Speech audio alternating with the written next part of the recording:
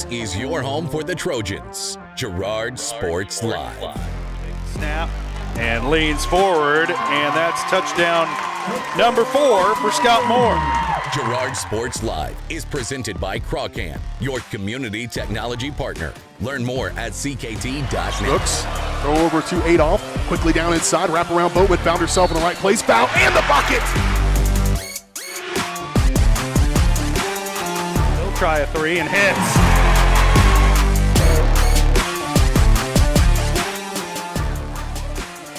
Adolph with it up top, being guarded by Gass. Girard down the lane, off the glass, and good. Nice instinct by Adolph to just take it to the bucket. Fielded on the short hop, fires this one across. Able to throw the runner out by a step and a half.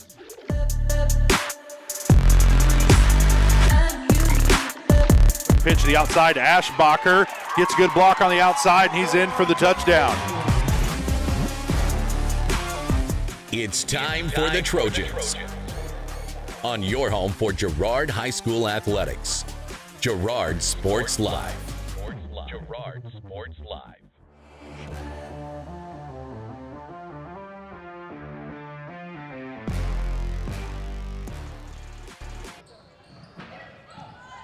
Good evening, everybody. Welcome back.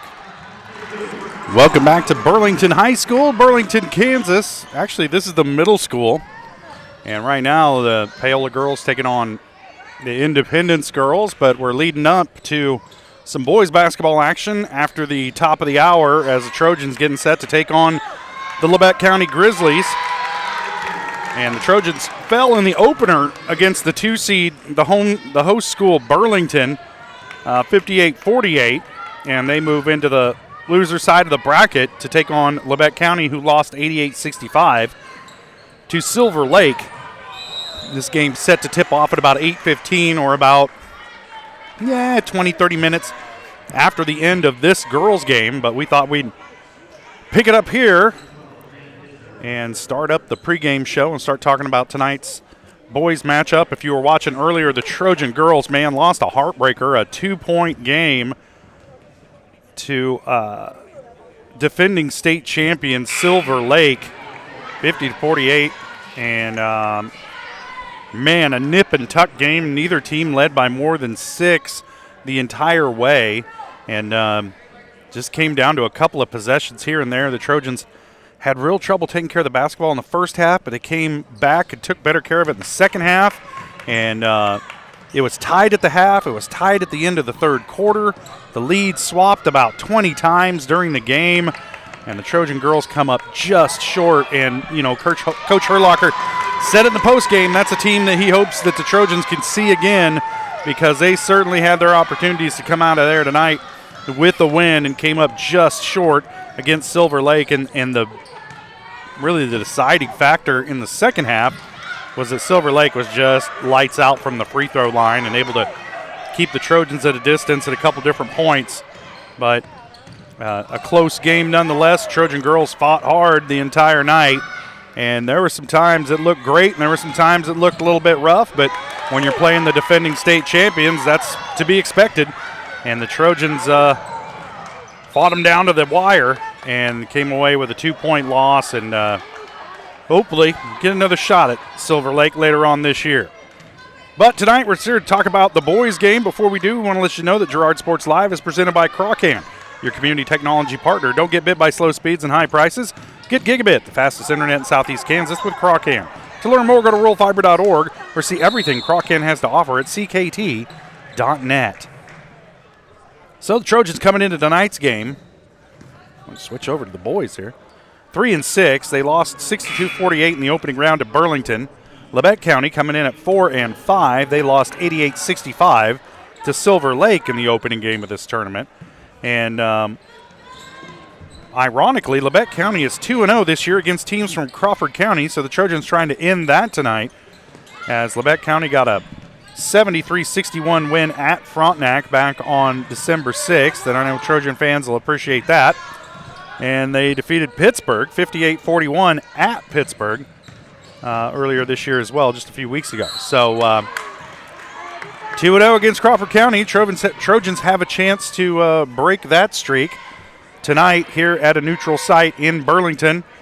And it'll be the nightcap game. It'll start at about 8:15 after the end of this Paola Independence game, which Independence started running away with it early, but Paola making a little bit of a run to try and claw their way back into this one as they're trailing it 42-15. And Trojans going to have their work cut out for them tonight against a tough and scrappy Labette County squad. And we'll get to the keys to the game, starting lineups, all that coming up on the Community National Bank and Trust pregame show. On the other side of the break, we'll get that one rolling as the Trojans try to pick up a win here tonight at Burlington Middle School. If you were in town for the girls' game, we're just across the parking lot, so we ended the girls' game, packed it up, came over here to the middle school, set it all up again, and we are ready to roll. And hopefully this time we'll have a little bit of audio at the beginning of the game, and won't have to struggle with that all night. But it sounds good on my tests, so I think we're good to go. We'll take a quick break. We'll come back, fire up the Community National Bank and Trust pregame show as we get set for tip-off between the Trojans and the Grizzlies. You're watching Trojan basketball on Girard Sports Live. Why settle for less than the best? Croc-Can's gigabit fiber optic internet is now available to Pittsburgh, Frontenac, and Fort Scott, and many rural areas in between. Croc-Can has the best speeds, the best reliability, the best service, the best support, and is overall the best value on all ultra-high-speed internet. If you want the best home internet connecting as many devices, all without equipment rentals, contracts, or overages, it is the time to switch to the best. It's time to switch to Croc-Can. Community National Bank and Trust has been serving the area for more than 30 years with a strong commitment to the highest quality leadership and banking services. Missing that human touch with your bank? Come talk to a real person at Community National Bank and Trust. We're your local bank that's small enough to know you, yet big enough to offer the best products. Community National Bank and Trust, federally insured, locally awesome. Member FDIC.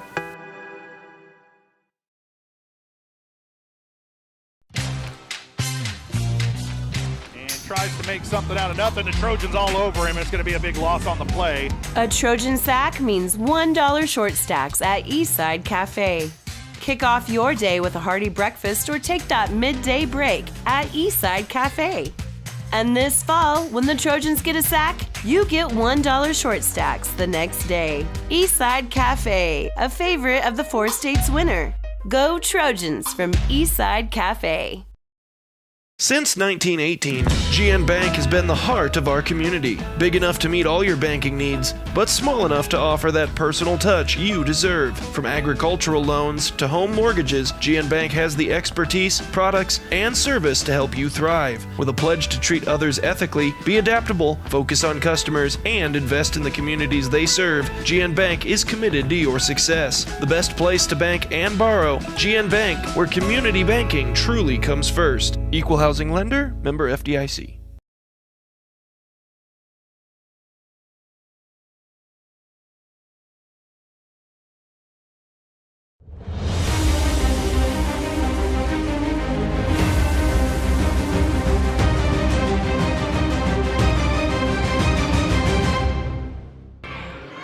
Welcome back to Burlington Middle School. Getting set for tonight's nightcap boys game between the Trojans and the Labette County Grizzlies. I'm Josh Lettner. Alongside me running camera tonight, my beautiful wife Jenny, who has trekked with me up here to Coffee County tonight to bring you this action on the hardwood from the Burlington Invitational Tournament. Trojan boys fell in the opening game to the host school, Burlington, 62-48. And Labette County fell in the opening round to Silver Lake, 88-65. The winner of this game will play the winner of Independence and Sabetha. They may have already played tonight. I'll try and find out who won that game. Then we'll know who the Trojans will play tomorrow. But if they win, they'll play at 4:45 here in the middle school If they lose, it'll be 1:35 in the afternoon, and that could create some programming issues for us because the Trojan girls, I believe, are playing at noon over at the high school, or they could be playing at noon here at the middle school. Not entirely sure. Going to get some clarification on that as well, and then we'll know. If the Trojan girls are playing at the high school, it is going to be difficult to get this boys game directly following it over here at the middle school just because of the time it takes to tear down and set up all the gear and get back online. Stay tuned for that. We'll let you know on social media which game we'll have and where tomorrow, but a lot of it hinges on whether the Trojan boys can win this game here tonight. If they do and they end up playing in the afternoon, then we'll bring you both of those games. I think if they lose and they both play back-to-back in different gyms, we're going to have to make a judgment call as to which game we cover. So stay tuned for that. Trojans coming in 3-6, Labette County 4-5, and the Trojans coming into the game. I guess we should just fire up the Community National Bank & Trust pregame show. Brought to you by Community National Bank & Trust. Serving the area for over 30 years. Stop in soon to pick up your very own Girard Trojan Instant Issue Mascot Debit Card. Community National Bank & Trust is a proud supporter of Girard Schools. Learn more online at mybankcnb.com. So the Trojans boys looking to bounce back after a couple of losses in a row. They lost last week on the road at Frontenac, and then hit the road up here and lost to the host school Burlington earlier on Tuesday. And both of those games, the Trojans just got off to a really slow start, had a hard time finding the range with an outside shot for pretty much the entire first half of both of those games. And so you got to think tonight the Trojan boys have got to find a way to get their offense going early so they don't end up in a double-digit hole at halftime and put themselves in a situation to have to dig out the entire second half. And I know, easier said than done, but if you're going to get a win tonight, you can't start as slow as they have their last couple games. Other games going on tonight here at the Burlington Invitational on the boys' side. Ottawa defeated Paola by quite a bit earlier tonight. I had it written down and now I've lost it, but Ottawa won that game. They advance, and they'll play the winner of Burlington and Silver Lake, and that one's going on right now over at the high school gym. So we'll find out who wins that one, and that'll be your championship game on the boys' side. Independence and Sabetha played earlier. We'll try and get you the winner of that game because they will play the winner of this Girard-Labette County game. And then the losers will drop down to a consolation game to be played at 1:35 in the afternoon, either at the middle school or the high school. And like I said, we'll try and get that all straightened out. This is a two-sided double elimination round robin Queensberry rules bracket, so I'm not really sure how this is all going to break out. I'm no mathematician, so we'll work on it. We'll try and figure out who's playing who at what time tomorrow and let you know as soon as we can. Those matchups from around the tournament brought to you by Diskins Auto and Towing, 120 East 4th Avenue in downtown Girard. Diskins offers 24-hour towing and can repair all makes and models. To learn more, contact Diskins Auto and Towing at 620-724-8100. Let's step away for a quick break. We'll come back, get you your keys to the game and your starting lineups as we're getting ever closer to tip-off from here in Burlington. And this girls' game is in the final period, under 7 minutes left, as it looks like Independence, barring an epic comeback from Paola, is going to come out of here likely with the win. Never say never, though. We'll take a quick break, and we'll be back. You're watching Trojan Basketball on Girard Sports Live. From the phone call to the service call, Roto-Rooter is there with fast and reliable sewer and drain service. From repair and replacement to septic and grease trap pumping, Roto-Rooter is here for you. With video inspections, Roto-Rooter can identify the exact issue to get the repair done quickly and correctly. Complete sewer line repairs or replacements, Roto-Rooter has you covered. Serving Crawford, Bourbon, and Cherokee counties, Roto-Rooter, 620-231-5630. If you're in the market to buy or sell a house, land, or commercial space, look no further than Lehman Realty. Locally owned and operated, Jason Lehman and his staff are ready to meet the needs of every client.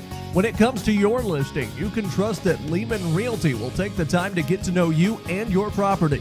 Lehman Realty is a proud supporter of Girard Trojan Athletics. Learn more at www.lehmanrealty.net or call Jason at 620-724-8020. The first one here is a 2017 Ford Focus with only 21,000 miles. That one's not for sale though. I'm going to probably keep that one. Hi, my name's Eddie. 2016 Chevy Malibu with only 13,000 miles, but I might hang on to that one too. So let me show you the next one. Ford F-150, but that one's going to stay with me too. So let's go down to the next one here. Hi, I'm Eddie. 2017 F-150, so we have 3 of them. I could probably let that one go.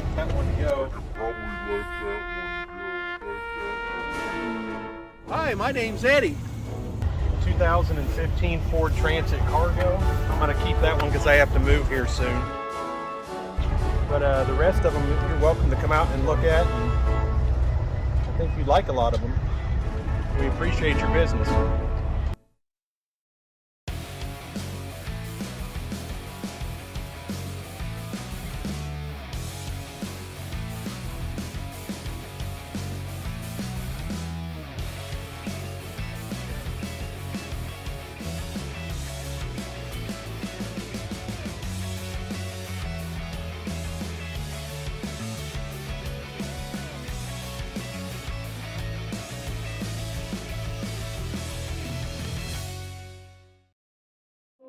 Unbelievable amount of devastation. I've never seen anything like it. We had a beautiful barn that was gone in 20 minutes. Farm Bureau stepped up right away and said, hey, we got you and we'll be there for you. We were taken care of. Now we could get on to repairing and rebuilding. I tell everybody about Farm Bureau. We're fortunate to say we have good coverage with good people doing it. Contact Judd, Lori, Lisa, or Amber in Girard for all your insurance needs. Hello, Four States. This is Jay Hatfield with Jay Hatfield Motorsports. We've been serving the Four States area with motorcycles, ATVs, and side-by-sides, plus offering you parts and service since 2005. We have 2 convenient locations, Pittsburgh and Joplin, selling quality brands such as Polaris, Kawasaki, Yamaha, Can-Am, and Suzuki. Jay Hatfield has a huge inventory available for immediate delivery. We offer financing options and an extensive selection of accessories. Most important, we're making deals. Come in and get your fun started today at Jay Hatfield Motorsports in Pittsburgh or Joplin.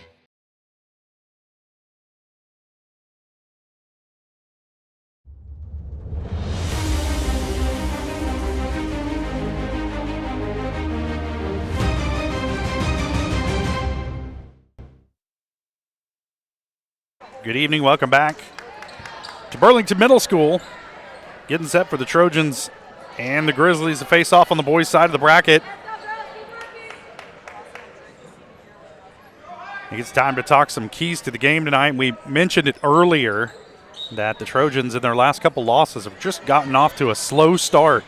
And I don't know if it turnovers or just having a hard time finding the range with the outside shot, maybe a combination of several things, but just a slow start for the Trojans the last couple times out, and you got to avoid that, I think, tonight against this Labette County squad that's 2-0 against Crawford County teams this year, with wins over Frontenac and Pittsburgh earlier this year.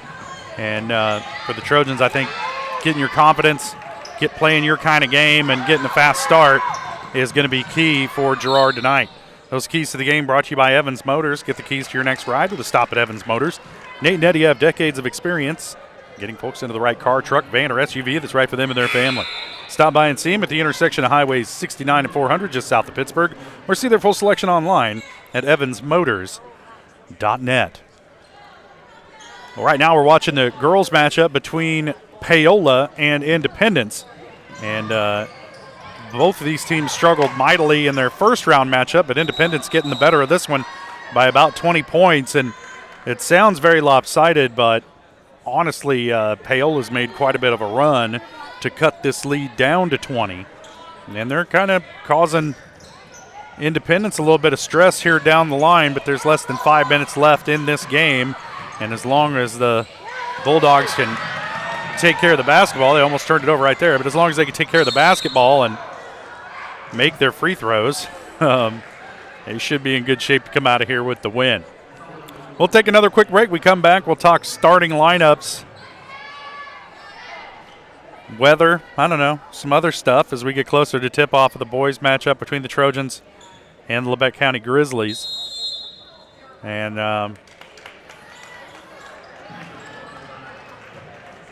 it should be a good one tonight between those two squads. Saw them out here warming up at halftime of this game, and physically they look like they'll match up pretty well. Trojans might have a slight size advantage, and we'll see if Scott Moore could take advantage of that in the paint tonight along with Ben Cullen. I believe Siler Salmon's going to get a start tonight for the Trojans, so they'll have some size out on the floor tonight. And we'll see if they can convert that into some extra rebounds and points tonight against a Labette County squad that, although they've done well against teams from Crawford County, they are not blowing anybody's doors off this year with a 4-5 record. They lost in the opening round 88-65 to Silver Lake. Trojans lost 62-48 against Burlington. So they are on the loser side of the bracket. And again, this is I'm but a mere caveman, so this bracket's a little confusing to me. But I think if they win, they'll play at 4:45 tomorrow afternoon. If they lose, they'll play at 1:35 in the afternoon. And I believe the girls will play at noon. And I'm waiting to see if they're going to play. I think they'll play at the high school at noon. And so if the boys are playing at the high school at – no, they wouldn't. They'd be playing at the middle school at 1:35 if I'm reading this thing correctly. And in which case it's going to be difficult. So stay tuned and we'll tell you which game we're going to be able to make it to. I would imagine it would be the girls' game. But we'll see. Trojan girls lost a nail-biter tonight to Silver Lake by 2 points. And Silver Lake, if you're not paying much attention to girls basketball in the state of Kansas, they're defending 3A state champions. And so Trojans had their work cut out for them early. And, man, I'm sure every Trojan fan and certainly every Trojan broadcaster really wanted them to pull that one out, but came up just short tonight. But like Coach Herlocker said, that's a team you want to see again for sure, because a couple different bounces here and there, things could have gone the Trojans' way. And might be a couple teams that see each other at state. You never know if things work out right down the line this year. But Independence under 4 minutes. Looks like they're going to get out of here with a win on the girls' side. And then the boys will start warming up directly after the end of this one. And then we'll have tip-off from here at Burlington Middle School between the Trojans and the Grizzlies. We'll take another break, and we'll be back with more pregame. You're watching Trojan basketball on Girard Sports Live. Whether you're trying to make the most of the next harvest, navigating a changing business landscape, or planning for the next chapter in your life, the professionals at Prime Accounting Solutions are here to help. With 10 locations, Prime Accounting offers convenient, friendly accounting and tax services at a fair price. Payroll, bookkeeping, business planning, personal tax filing, and more. And now Prime is the place to go for insurance. Trojan fans can find us at 408B North Grand in Pittsburgh or call 620-232-7305. To find a location near you, go to primeaccounting.net. Chicken Annie's of Girard is something to crow about. Their family-style restaurant continues a Southeast Kansas tradition with their specialty, fried chicken, plus famous homemade onion rings, chicken and noodles, and so much more. And of course, their delicious homemade pies. Dine in or carry out available. Chicken Annie's of Girard has the best value, flavor, and service in the area. Stop in soon or call for catering. 620-724-4090. Communicating with current and potential customers is a must in the world of business. Advertising is nothing more than communication and an invitation. Look no further than Norris Advertising, offering a wide variety of services from billboards, radio across the 4 states, and digital ad services like ZTV, YouTube, geofencing, streaming, and more beyond the local view. Looking to upgrade your storefront? Norris Advertising is your go-to for local digital sign sales. Norris Advertising. Get your ads to work. From the football field to the bean field, the right equipment can make all the difference. Gear up for harvest, expand your fleet, or grow your business with Tyler Jackman at Big Iron Auctions. Tyler can improve your operation conveniently, efficiently, and effectively. And if you're selling one piece or the whole operation, Big Iron can connect you with over 750,000 registered bidders. Buying or selling, go big. Big Iron Auctions. Call Tyler Jackman at 620-404-8115. BigIronAuctions.com.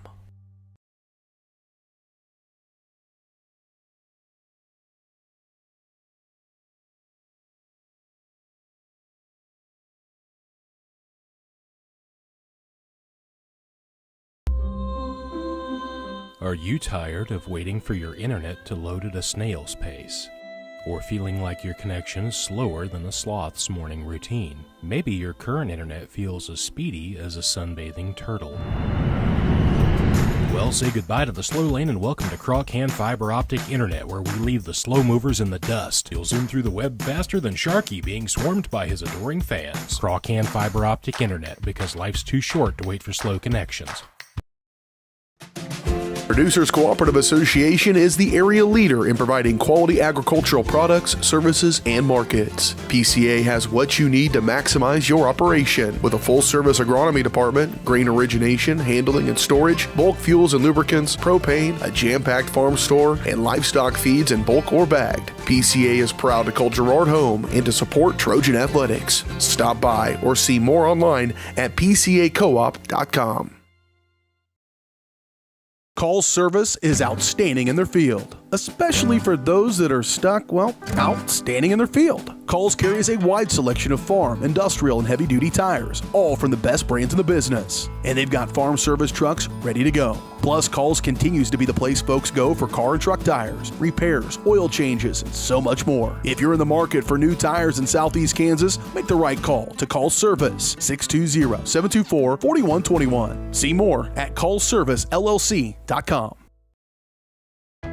Hydrix, your dependable independent. Depend on us for service, for selection, for price. Get huge Samsung savings. Leave notes, sync calendars, and display your photos on the new Samsung Family Hub refrigerator. Plus, get free same-day delivery. Why shop for appliances where the motto is do it yourself when you can depend on the know-how of people who live appliances every day?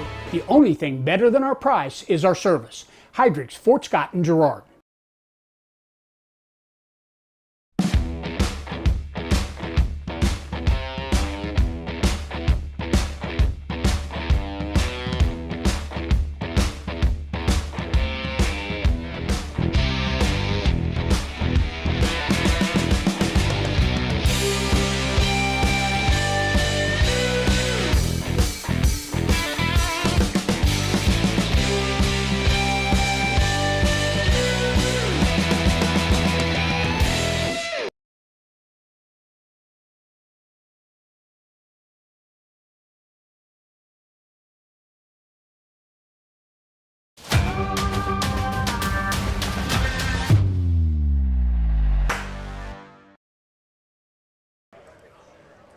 Welcome back to Burlington Middle School. Right now, the Independence girls and the Paola girls finishing up, and Paola making a run at Independence. Trimmed the lead down under 20. Now it's down to 16. It's Paola trying to make a push to get back into this one.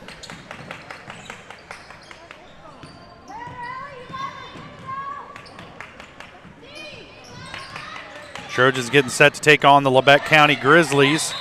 Grizzlies are 4-5 on the season. Trojans come in at 3-6. Both teams lost in the opening round to their respective opponents. Girard lost 62-48 to the host school, Burlington. And Labette County lost 88-65 against Silver Lake. Trojan girls lost a nail-biter tonight against Silver Lake earlier this evening. Game tipped off at 3:15, and Trojan girls came up 2 points short against the defending state champion Silver Lake, and certainly one that they feel like they could have won. And Coach Herlocker said they would love to see that team again on down the line this year, and we can hope that the Trojans can get through sub-state, make it to state, and you could likely see those two teams there. And again, in the post-game interview, Coach Herlocker compared it to a state game where you play at a weird time, 3:15 in the afternoon, and you're in an unfamiliar site. And so hopefully some good preparation for the Trojan girls, especially going down the stretch through league play and into sub-state. But you don't see many teams like Silver Lake in Class 3A, that's for sure. And the Trojans gave them a run tonight. And a couple turnovers here and there. If you clean that up, Trojans might have come away with a win in that one. And frustrating as some of it was in that first half, man, they kept coming back. Neither team could get a real advantage over the other. Lots of lead changes, tied at the half, tied at the end of the third quarter. And, man, gave them a run. And maybe we'll see them again. You never know. But Trojan boys getting set to take on Labette County at the conclusion of this girls' game. They'll have about a 20-minute warm-up period.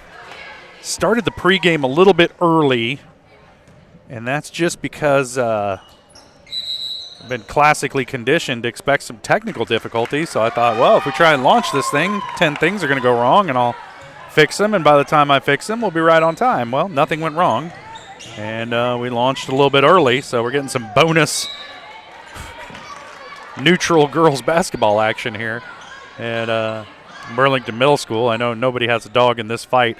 I did call the Paola boys game directly following the Trojan girls game, and there was a hefty amount of technical problems with that, but did manage to get it on the air. And of course Ottawa handled Paola pretty handily in that one. The Paola girls looking like they're going to really have to get something going here to come back in this one.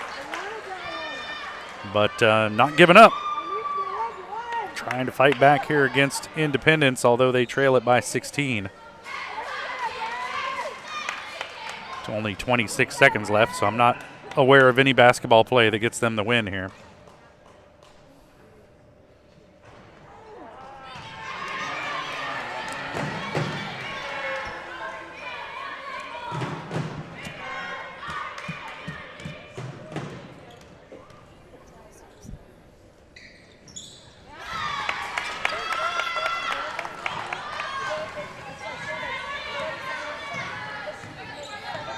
Sorry, Jenny, I drank all the Dr. Pepper.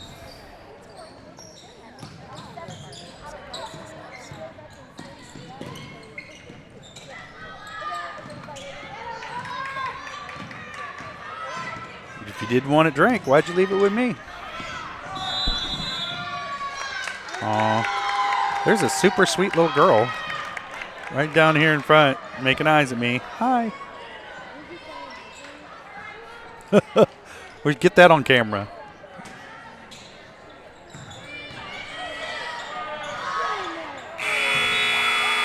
Super sweet. Anyway, she's not ready for a close-up, but oh my goodness. That's going to do it for the girls matchup tonight between Paola and Independence. As you can see, Independence wins this one 51-36. Look at this convoluted bracket, try and figure out what happens now to either one of these teams. That means Independence will play tomorrow at 3:10 here in the middle school. They'll play the winner of Sabetha and Ottawa, whoever that was. I'm going to go ahead and guess it was Ottawa because they're the 4th seed and Sabetha was the 8th seed, winless on the year, so I'm going to pencil Ottawa in.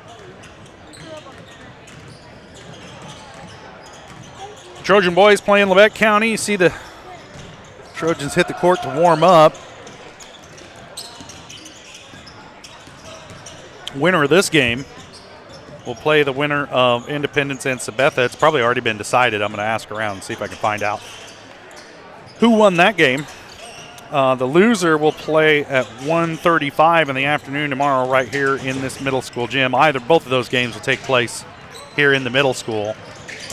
Pretty nice court for a middle school, actually, so not a whole lot different than playing in a high school gym. Smaller one. But the girls will play tomorrow at noon, I believe in the high school at noon. So we're just hoping the Trojan boys win, so they play at 4 o'clock in the afternoon, and we can bring you both of those games. If the Trojan boys lose, then it's time to make a decision. I believe we'll probably end up covering that girls game at noon. And we wouldn't be able to make it over to the boys game that starts at 1:35 because it could be going on as the girls game is finishing up, and it just wouldn't allow time to get over here and set up gear and get on the air. So unfortunately, it takes a little time to do that, and for some of us it takes a little more time than others.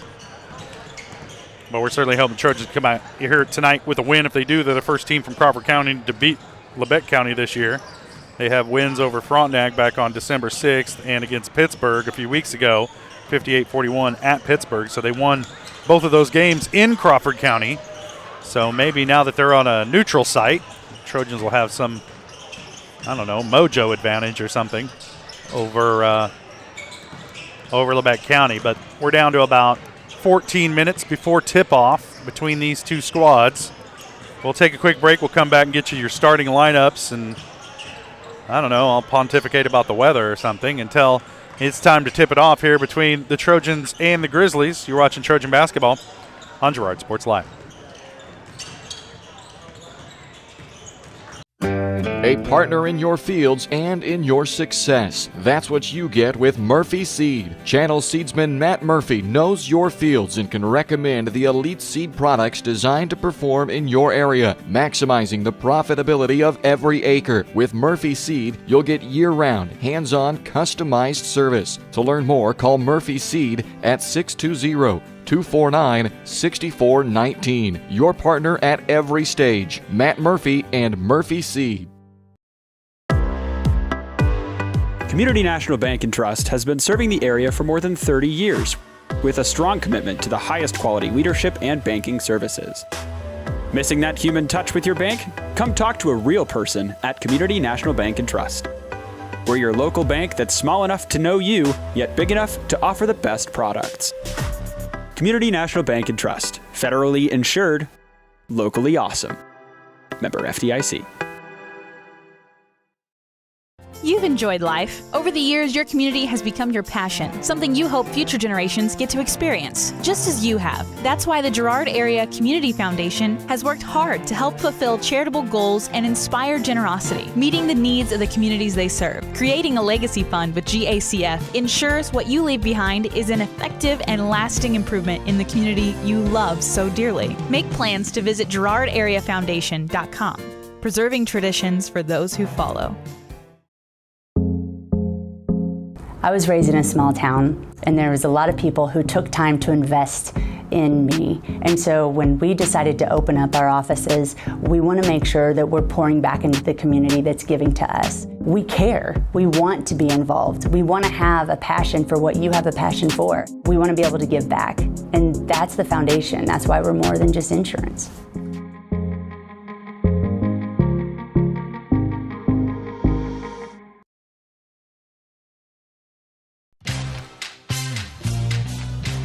Tries to make something out of nothing. The Trojans all over him. It's going to be a big loss on the play. A Trojan sack means $1 short stacks at Eastside Cafe.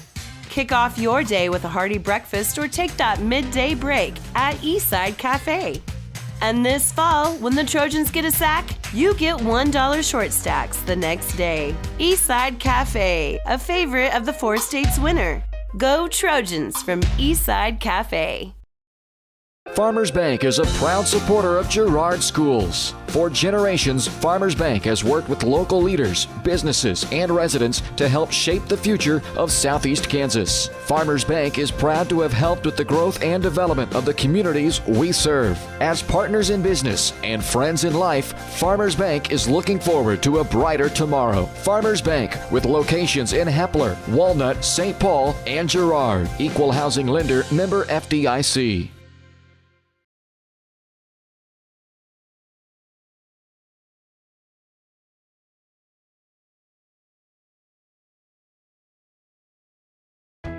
Hydrix, your dependable independent. Depend on us for service, for selection, for price. Get huge Samsung savings. Leave notes, sync calendars, and display your photos on the new Samsung Family Hub refrigerator. Plus, get free same-day delivery. Why shop for appliances where the motto is do it yourself when you can depend on the know-how of people who live appliances every day? The only thing better than our price is our service. Hydrix, Fort Scott, and Girard.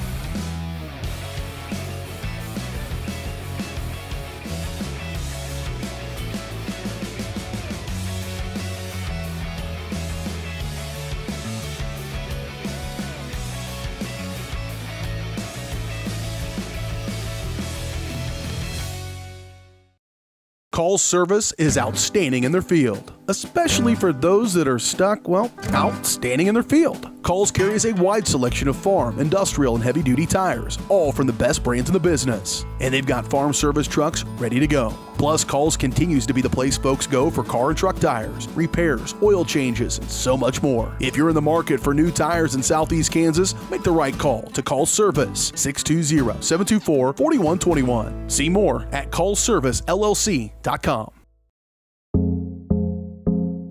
Our whole vision of becoming the 4-state agency was because we want to be able to grow with our clients, whether they have a lake house in Oklahoma, whether they're starting a business and expanding into Arkansas. We want to make sure that they're taken care of, whether it's home, auto, financial services, or even life insurance.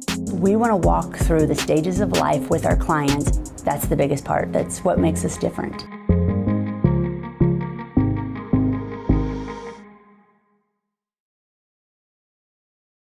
When it comes to your health care, you have a choice. Choose to stay local. Choose Girard Medical Center. For over 100 years, Girard Medical Center has been a part of the community, and they work every day to meet the healthcare needs of those they serve. With 6 locations in Southeast Kansas and an ever-expanding list of inpatient and outpatient services, you just don't have to travel anymore to get quality cutting-edge care, including many services you won't find elsewhere. Proud to serve Girard and the surrounding area. Learn more at girardmedicalcenter.com. Whether you're trying to make the most of the next harvest, navigating a changing business landscape, or planning for the next chapter in your life, the professionals at Prime Accounting Solutions are here to help. With 10 locations, Prime Accounting offers convenient, friendly accounting and tax services at a fair price. Payroll, bookkeeping, business planning, personal tax filing, and more. And now Prime is the place to go for insurance. Trojan fans can find us at 408B North Grand in Pittsburgh or call 620-232-7305. To find a location near you, go to primeaccounting.net.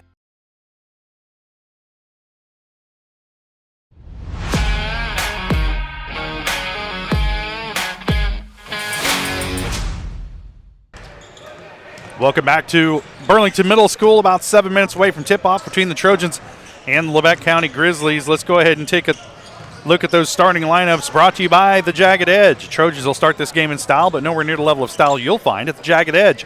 Stylist Carla Sands will have you looking your best for your next big game. Make an appointment soon by calling 620-724-7500. First for the Labette County Grizzlies, they'll start number 2, 5'11 junior Carson Lamb, number 4, 5'8 junior Keegan Bates, number 5, 6'1 sophomore Nolan Nash, and number 24, 6'2 junior Barrett Heston. And their number 5 starter is out tonight, and so they're going to go kind of by committee. It could be Jet Steeg, it could be Colton Wheel, it could be Camden Good or Maddox Dewey. We'll wait and see which one of those guys. They kind of gave me a salad bar of options for who could be their fifth starter. And I don't think they're trying to any gamesmanship. I just think they don't know. So we'll wait and see what Coach Bradley Argabright decides to do with his squad tonight. For the Trojans, they'll start number 1, 5'9" senior Ranson Bourne, number 3, 6'1" senior Siler Sammons, number 40, 6'5" senior Scott Moore, number 12, 6'2" sophomore Ben Cullen, and number 22, 6'3" sophomore Cam Smith.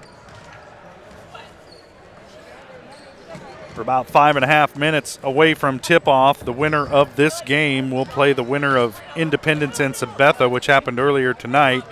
And I might have to dig around and try and get on the tournament website and try and see if they've updated that information yet to find out who the Trojans will be playing if they win and who they would be playing if they lose tomorrow. But if they win, the game will be at 4:45 in the afternoon here in the middle school. If they lose, the game will be at 1:35 in the afternoon here in the middle school. And I know I've said this about 4 times here in the pregame, and I apologize for those of you who have heard all 4 of them. But Trojan girls are going to play at noon over in the high school. And so they'll play the loser of Labette County and Burlington. That game's happening right now. And that game's at noon, so if the boys have to play at 1:30, it's almost a logistical impossibility to call that entire girls game, get the equipment torn down, get it over here across the parking lot to the middle school, get it set up again and get on the air in time for the boys game to start. So we'll have to make a tough decision as to which game we're going to call. The Insomniac in me would rather call the 1:35 game, but the Trojan girls have the better record, and so based on that, you would think we would call the girls' game at noon. We'll make that decision, but my anticipation would be that we would call the girls' game at noon and miss the boys' game at 1:35, but maybe post the results on our social media. And I'm sure the school district will have that information as well on the basketball athletics website. And you see Labette County Grizzlies taking the floor, getting set to finish their warm-ups. For about 3.5 minutes away from tip-off here in Burlington. It's a mid-season tournament time for the Trojans, and in the past, man, we've gone some wild places for mid-season tournaments. We used to go to the Wilson County Classic, which meant you'd end up in either Fredonia or Neodesha, and the Trojans have since switched and found some different mid-season tournaments to attend. I'm trying to remember where we went last year. Gosh, I can't remember where our mid-season tournament was last year. But this year it's in Burlington. Who knows about next year? But Trojan boys trying to stop a streak of a couple losses in a row. They lost last week to Frontenac on Friday night, turned around and lost to Burlington on Tuesday night, and those games were similar in the fact that the Trojans got out to a very slow start and had to dig out of a hole all night long, and they almost got it done against Frontenac before the Raiders were finally able to pull away, but weren't able to get real close at Burlington the other night. So I guess that was Tuesday night. So we're hoping for a faster start tonight here against Labette County. And I did mention earlier that Labette County is undefeated against Crawford County squads, but only playing them in Crawford County. So since we're up here in Coffee County, maybe the neutral site will steal some of that mojo that the Grizzlies have had this year playing on our home turf. We're about 2 minutes away from the national anthem and tip-off here in Burlington. We'll step away for our final break of the Community National Bank and Trust pregame show, and we'll be back for the Grizzlies and the Trojans coming up on Girard Sports Live.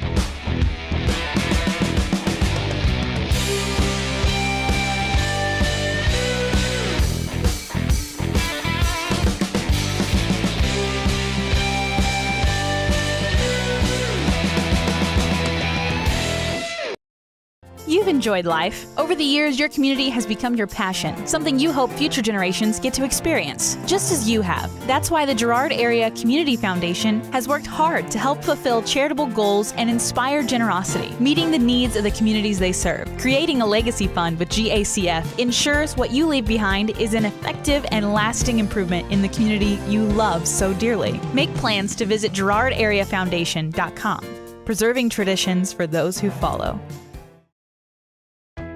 Hydrix, your dependable independent. Depend on us for service, for selection, for price. Get huge Samsung savings. Leave notes, sync calendars, and display your photos on the new Samsung Family Hub refrigerator. Plus, get free same-day delivery. Why shop for appliances where the motto is do it yourself when you can depend on the know-how of people who live appliances every day? The only thing better than our price is our service. Hydrix, Fort Scott, and Girard. If you're in the market to buy or sell a house, land, or commercial space, look no further than Lehman Realty. Locally owned and operated, Jason Lehman and his staff are ready to meet the needs of every client. When it comes to your listing, you can trust that Lehman Realty will take the time to get to know you and your property. Lehman Realty is a proud supporter of Girard Trojan Athletics. Learn more at www.lehmanrealty.net or call Jason at 620-724-8020.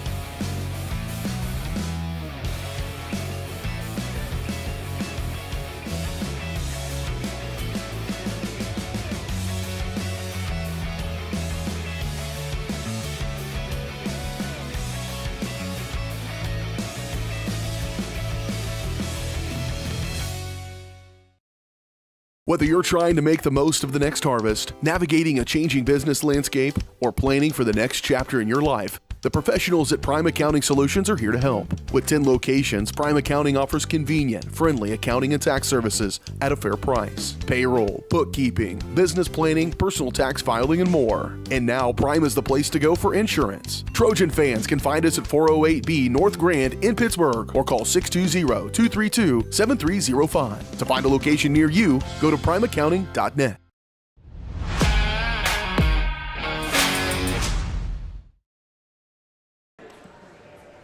Welcome back to Burlington Middle School, getting set for tip-off between the Trojans and the Labette County Grizzlies. Our opening tip brought to you by Farmers Bank.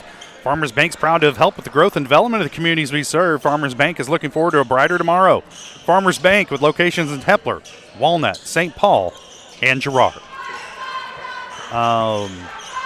It looks like Labette County has the wrong guy trying to tip it off against Scott Moore. That's Carson Lamb out there. Guess what? Scott wins the tip, and the Trojans will have the ball to start things off here tonight against the Labette County Grizzlies. Ranson Bourne open for three, pulls the trigger and hits. And that's something the Trojans have been missing early in their last couple losses, is some outside shooting, and Bourne takes care of that right off the bat. Trojans out to a 3-0 lead. There's a miss by Barrett Hestan. And the putback no good. Cam Smith comes away with the rebound for the Trojans. He'll push it up the floor himself. Smith crossing over into the lane, kicks it out to Ben Cullen. He'll drive to the elbow, kicks out to Bourne. Now back over to Siler Sammons. He'll elevate for a 10-footer off the baseline. No good. And the rebound comes down to Keegan Bates, and he's fouled. And I think they're going to get Sammons with the foul.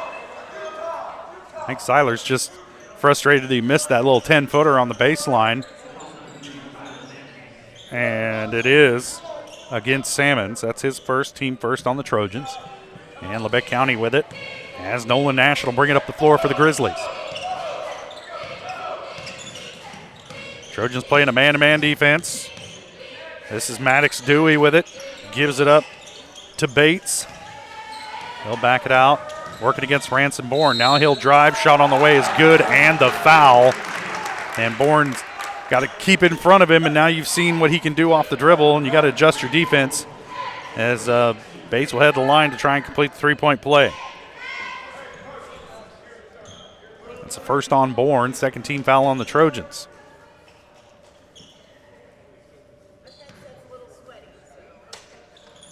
Shot on the way, no good, but the long rebound tracked down by Hestand. Now Bates gets it back, drives into the lane. Now he'll kick it out to Hestand, top of the key. He'll elevate with a shot over Cullen. In and out. Rebound Cam Smith as he tangled up with Ranson Bourne, and Ranson comes up a little limpy after that. Scott Moore spinning to the baseline, can't get it to fall.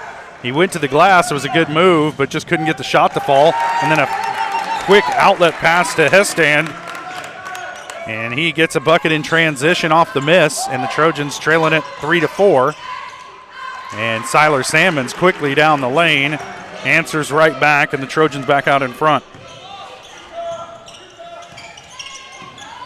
Nash with it, gives it up to Bates. Drives to the elbow, picks up his dribble. Now he's in trouble, kicks it back out to Lamb. Three-pointer on the way from Lamb, in and out, rebound Moore. Here comes Ranson Bourne, picked up by Bates.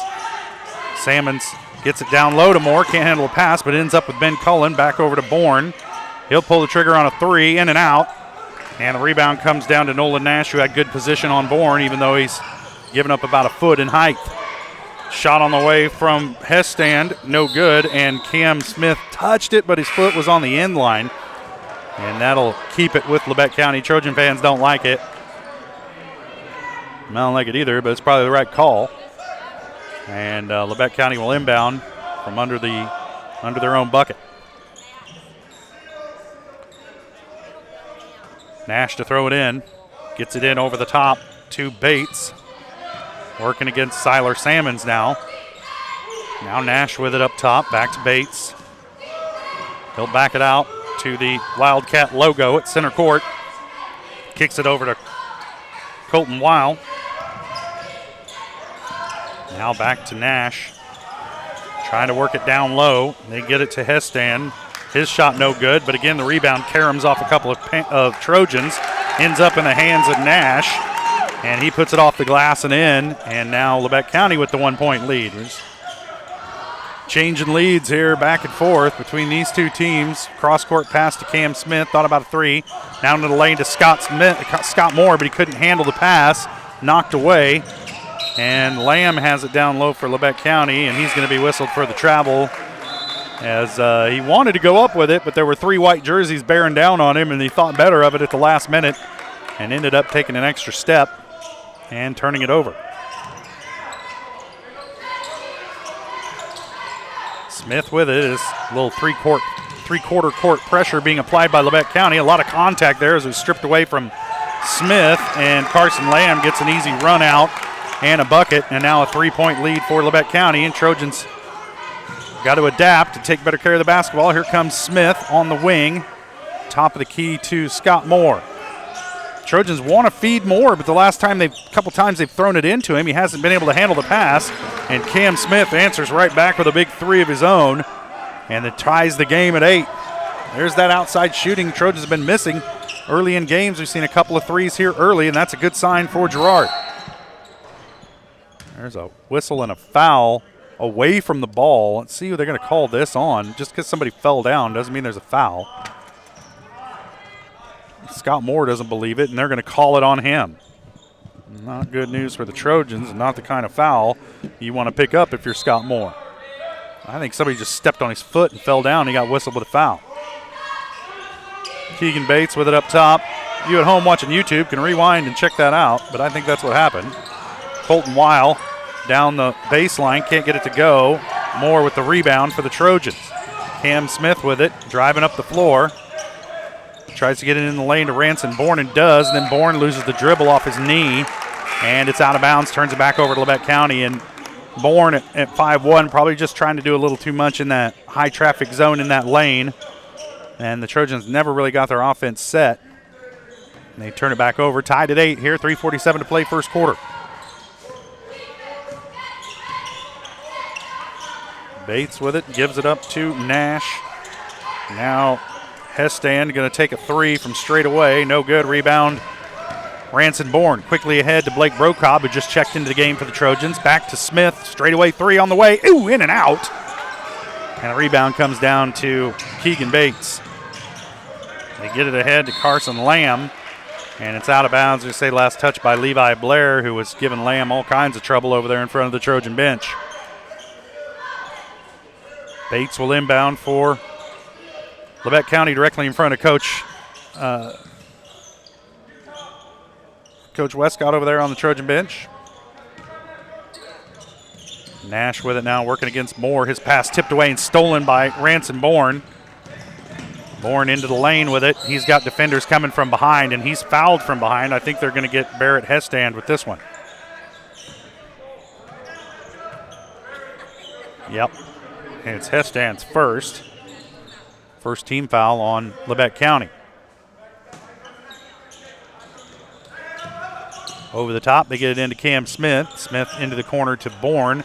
Wants to get it down low to Moore, but he has to kick it out. Now Scott gets it down low, turnaround, shot too strong off the backboard, and Labette County off and running. And Trojans don't get back defensively, and Carson Lamb has another bucket in transition. He's got 4 points. And Labette County out in front by 2. Ransom Bourne with it, dribbles into the corner. Cross court to Blake Brocob for 3, no good. And another run out bucket for Labette County.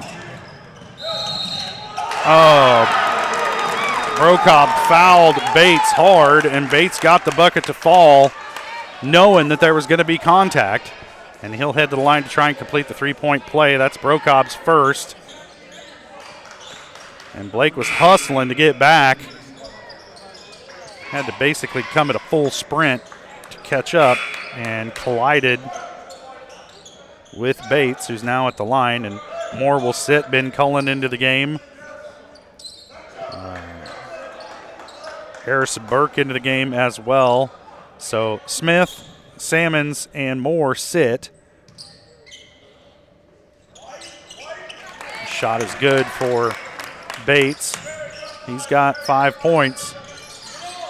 And the lead is 5 for Labette County. Trojans need to answer back here, not let this one get any larger. Brocob with it on the far side.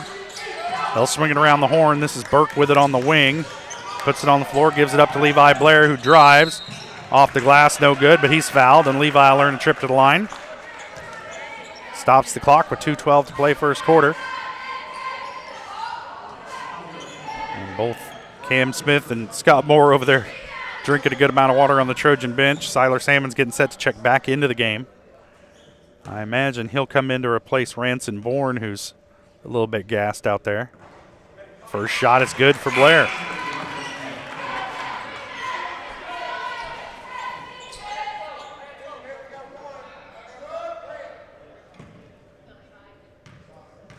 The next stoppage probably.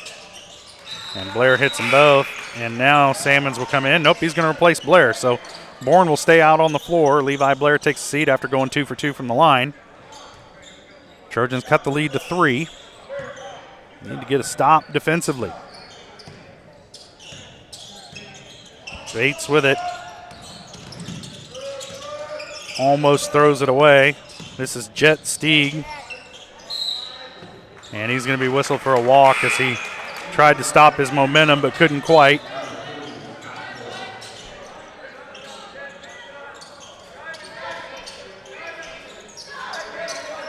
Salmons will inbound for the Trojans as Labette County showing a little three-quarter pressure.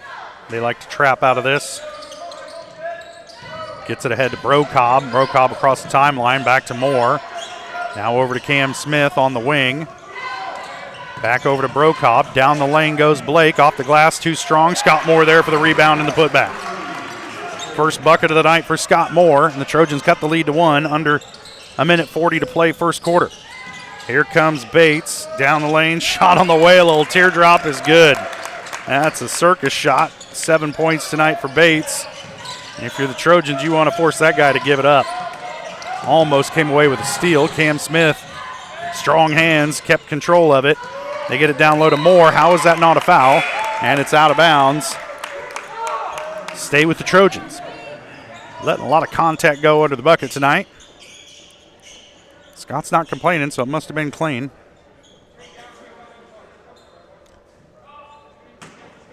They'll get it in. Salmons with it in the corner, up top to Smith. Back to Moore. A lot of contact there. And Scott throws it away on a no-look to Ben Cullen. Off and running. is Nolan Nash. He's got 4 points, and the lead is back to 5. Trojans got to take care of the basketball. Into the corner to Brocob. He'll take the 3 and hits. Brocob's first bucket of the night is a big one, cuts the lead back down to 2. Nobody picks up Camden Good. His shot, luckily, will not fall, and the Trojans get it back. Salmons with the rebound. Smith pushing up the floor. Back to Sabins at the top of the key. Over in the corner to Cullen. He drives into the lane. One-handed shot up. No good. Rebound, Barrett Hestan. Ahead to Nash. Back up top to Bates. They'll swing it around. Shot on the way from Carson Lamb is good for 3. 7 points for Lamb. Trojans down by 5. Cullen off the glass. Can't get it to fall. Point blank. Ben gets it back. He's fouled, but the shot still won't go. And Cullen will earn a trip to the stripe. Let's see who they whistle the foul on. And they got it on Hestan. That's his second.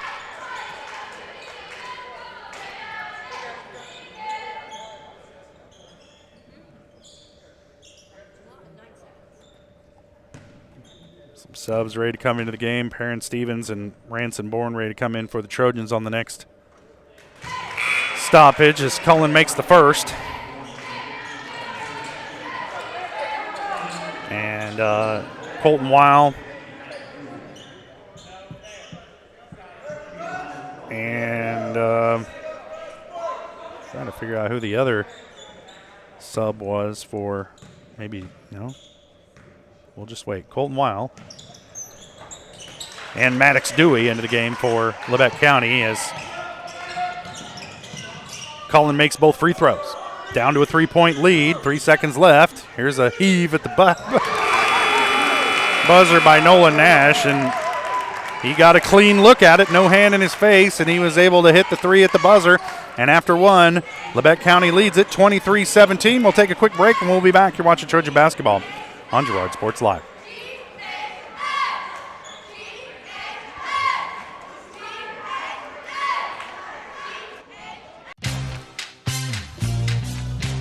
Tries to make something out of nothing. The Trojans all over him. It's going to be a big loss on the play. A Trojan sack means $1 short stacks at Eastside Cafe. Kick off your day with a hearty breakfast or take that midday break at Eastside Cafe. And this fall, when the Trojans get a sack, you get $1 short stacks the next day. Eastside Cafe, a favorite of the 4 states winner. Go Trojans from Eastside Cafe. More than just your neighborhood pharmacy, Mathis Drug is your hometown partner in health. With pharmacist Bria Scheibe and an experienced, highly trained staff, Mathis Drug is ready to serve you. And now, Mathis Drug offers comprehensive compounding, which is one of the few pharmacies in Southeast Kansas with this convenient on-site service. From medications to expert advice, call 620-261-9779. Mathis Drug Store, where community and care come together.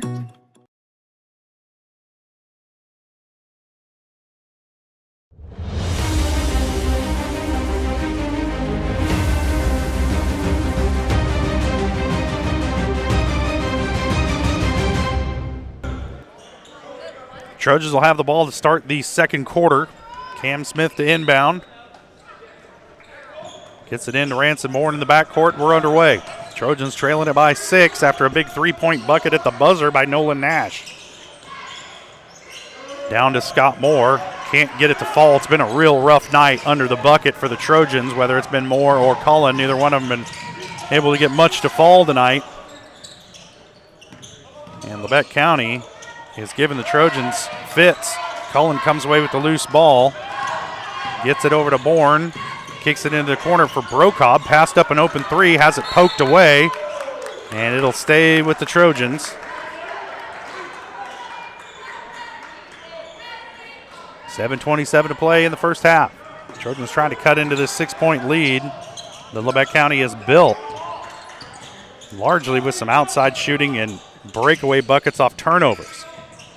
Here comes Bourne on the wing, kicks it back up top to Cam Smith. Scott Moore. Smith down the lane. Scoop shot won't go. Rebound, Brocobb. Put back is good. Blake Brocobb, right place, right time. He's got 5 points. The Trojans cut it to 4. Now you need a stop. Here's Keegan Bates working against Ranson Bourne. Now he kicks it over. Dewey with it. Now a shot on the way from Carson Lamb. And Labette County's perfectly comfortable to just stand back and jack up 3-point shots. There's a deflected pass. And numbers going the other way. And Scott Moore there to clean it up. Cam Smith slowed him down a little bit under the bucket. And then Scott Moore was the cavalry who arrived right at the end of that one to swat it out of bounds. But it'll stay with Labette County.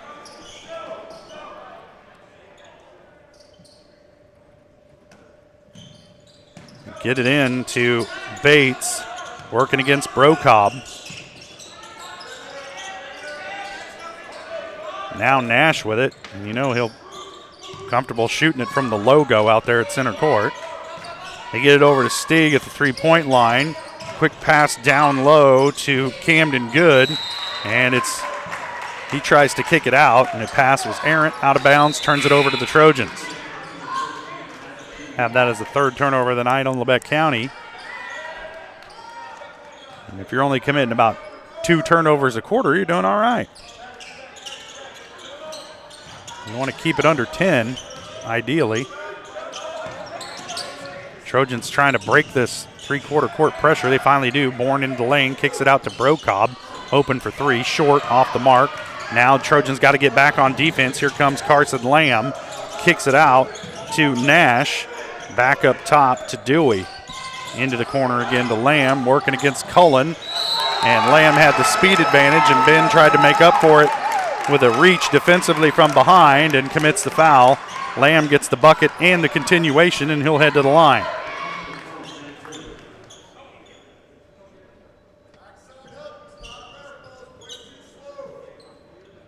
You can hear Coach Westcott talking about the backside help being too slow.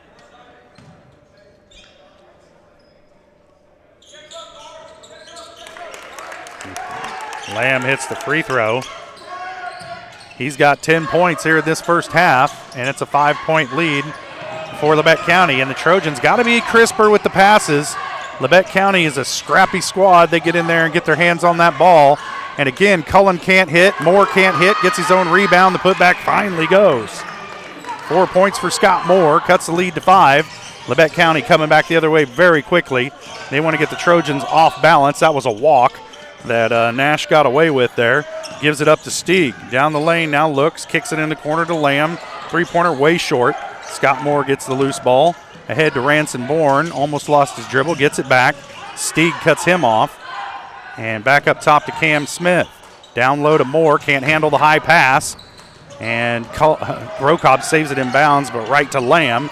And here comes Labette County the other way. Body's hitting the floor, and they got a held ball. And the possession arrow, I believe, is going to favor Labette County.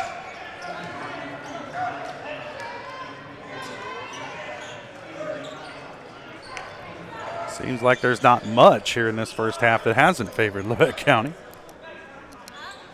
Under 5 minutes to play in the first half. Trojans still only down by 5. Just got to get some stops and some points on the offensive end. There's a block by Blake Brocobb, as Dewey thought he was going to be able to elevate for a shot from the elbow, but Blake said no thanks. Trojans coming back the other way. Salmons with it, top of the key, back to Brocobb on the wing, looking down low to Moore at the free throw line, to Cullen, baseline, back up top to Ranson Bourne. Bourne drives into a double team, and they're going to say he's fouled. A lot of reaching and slapping and grabbing going on down there. And let's see who they whistle this one on.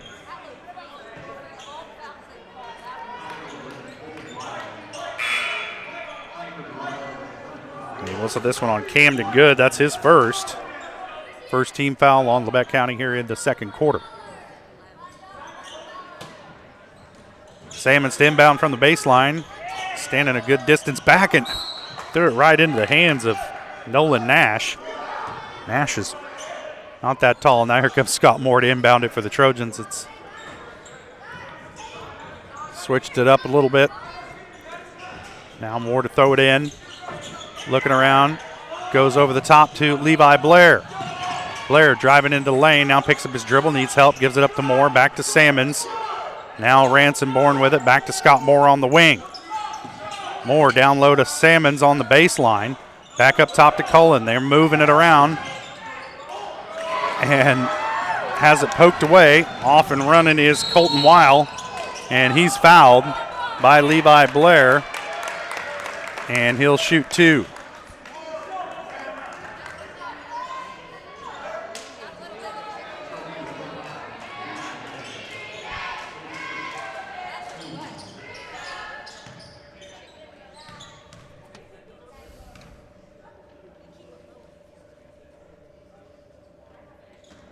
First shot no good off the back iron.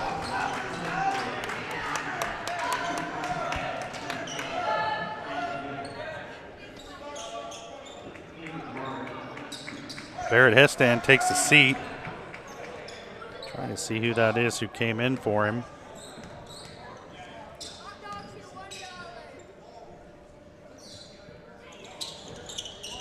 And he hits the second. Colton Weil into the scoring column tonight. Trojans trailing by 6. Seems like they've been down by 5 or 6 this entire game. Here comes Cam Smith, gives it up to Cullen, top of the key, over to Salmons on the wing. Long cross-court pass to Cam Smith. He has it poked away, but he's fouled as they caught Carson Lamb on the reach. That'll be his first. Second team foul on Labette County. Get it into Smith in the backcourt. Lamb trying to guard him closely. Blair with it. Decides to put it on the floor, and he's fouled. And they're going to whistle Bates with this one, and you got to watch that reaction to those calls if you're out on the floor. As Bates thought he got the ball cleanly, and the official begs to differ. And Coach Westcott wants a 30-second timeout. We'll keep it right here. And just a very disruptive defense. Trapping, looks times like a 2-3 that Labette County's running. The Trojans have had trouble with it. They've turned the ball over several times here in this first half. But despite all that, just down by 6, they've gotten some big shots to fall from outside. The problem tonight is getting the shots to fall from within 2 feet of the bucket, as the Trojans have had a heck of a time getting it to go down inside.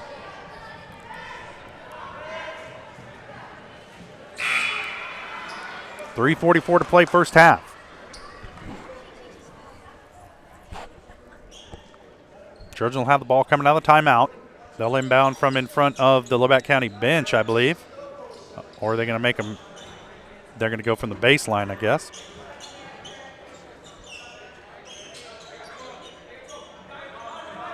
Siler Salmons will throw it in.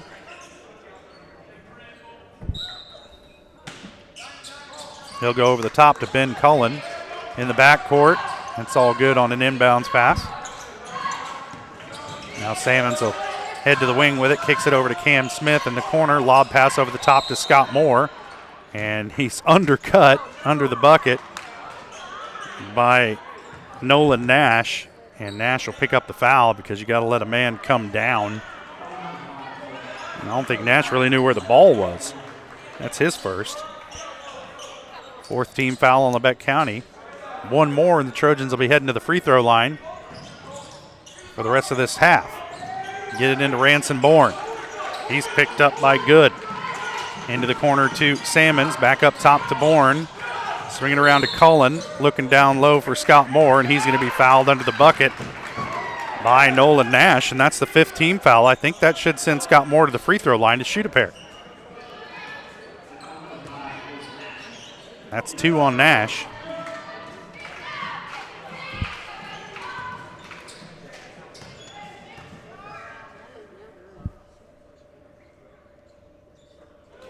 Moore hits the first. 5 points tonight for Scott Moore, trying to make it 6 right here.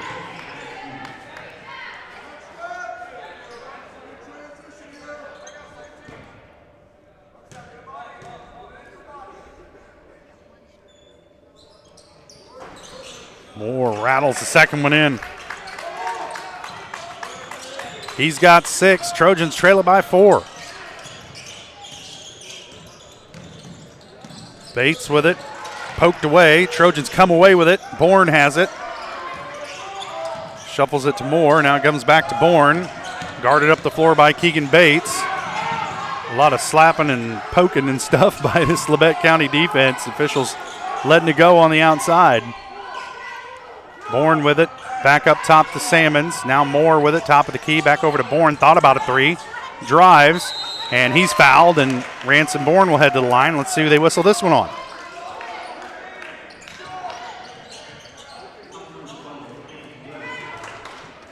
Whistled this one on Camden Good, I believe. Yep, that's his second.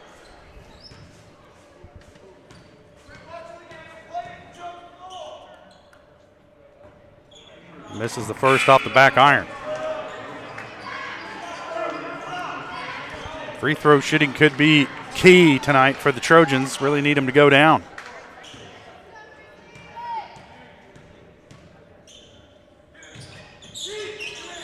Bourne misses that one. And back the other way comes Labette County. And kick it out to Stieg into the lane. Gets it over to Camden Good, working against Scott Moore.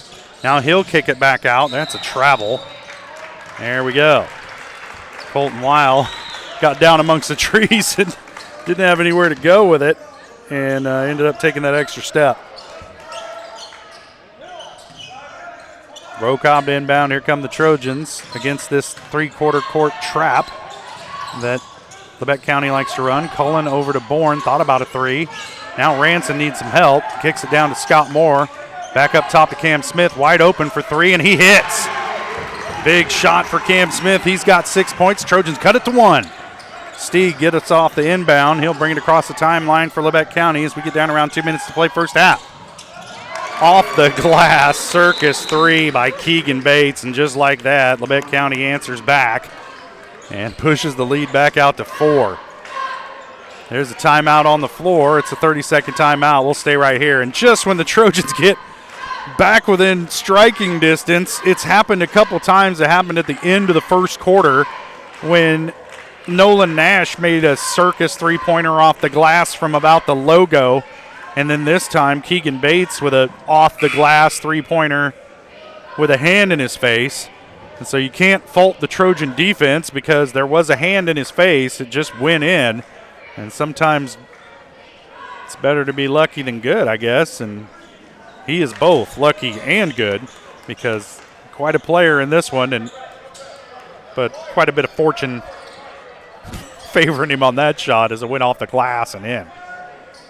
Trojans trailing it by 4, 26-30, 2:04 to play first half. Ranson Bourne with it across half court. Gets it to Cullen. And you can see the branded defense, very physical, very aggressive. There's a collapse on Scott Moore down on the blocks. And pick off the entry pass because Bourne, it took about 3 seconds to develop, and that gave the defense time to adjust, and Nolan Nash stole it away. And Stieg finds a wide open Colton Weil under the bucket. 3 points for Weil, and the lead is 6.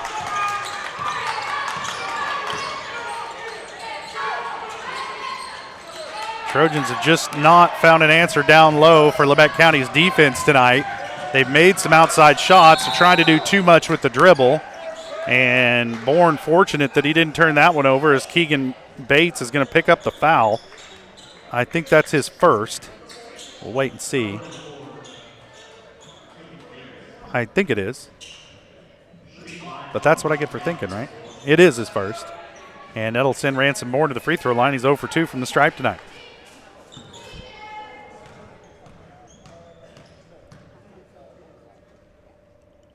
First shot is good.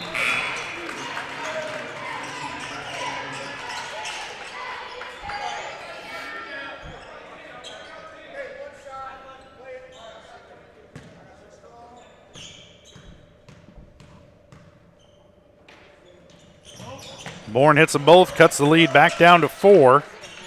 Minute 14 to play, and they're going to whistle Ben Cullen with a foul on the wrong end of the floor.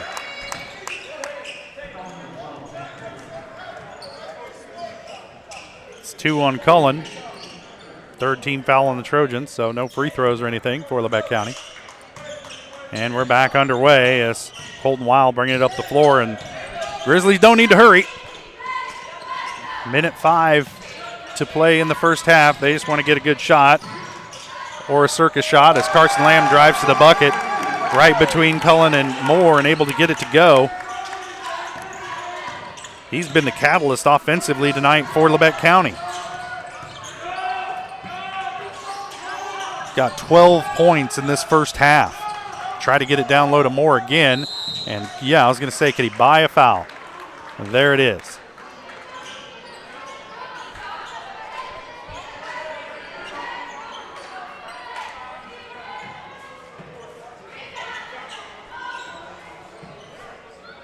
Morrill had a line to shoot 2. They whistle this one on Lamb. That's his second. So 4 players with 2 fouls right now for Labette County, but no big deal. It's only 40 seconds until the half as Moore misses the first one off the front iron.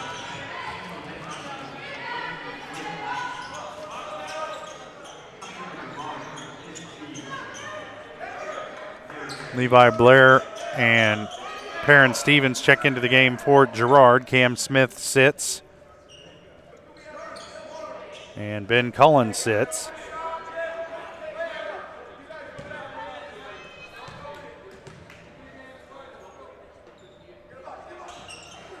Moore hits a second. So Scott's 3 for 4 from the stripe tonight, and there's an unforced error as Labette County turns it over. And Girard will get it back here, trailing by 5, 37.8 to play first half.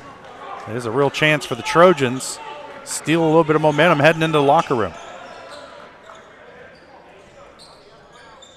Smith will inbound from in front of the Grizzlies bench. Gets it into Scott Moore, top of the key. Back to Ransom Bourne, into the corner to Blake Brocobb. He'll launch a 3. Nails it. 8 points for Brocobb tonight. The Trojans trail by 2. That's exactly what Girard needed on that possession. Now Labette County going to hold for last shot as Bates working against Ransom Bourne. And there's speed on speed out there at the top. And you would think that hopefully the Trojan defense could come to help as he collapses it but throws the ball away, and the Trojans will get it back with 5.2 left on the clock here the first half. Brocobb to inbound for Girard. They're trailing by a bucket. You got a chance to tie it or take the lead right here. Brocobb to inbound. Got to get it in. Gets it into Ransom Bourne. Long way to go for Bourne. He'll launch it from half court and nails it! Ransom Bourne hits it at the buzzer, and the Trojans trail by 1 at the break. How about that? We'll step away for a quick break, catch our breath, come back with the GN Bank halftime show.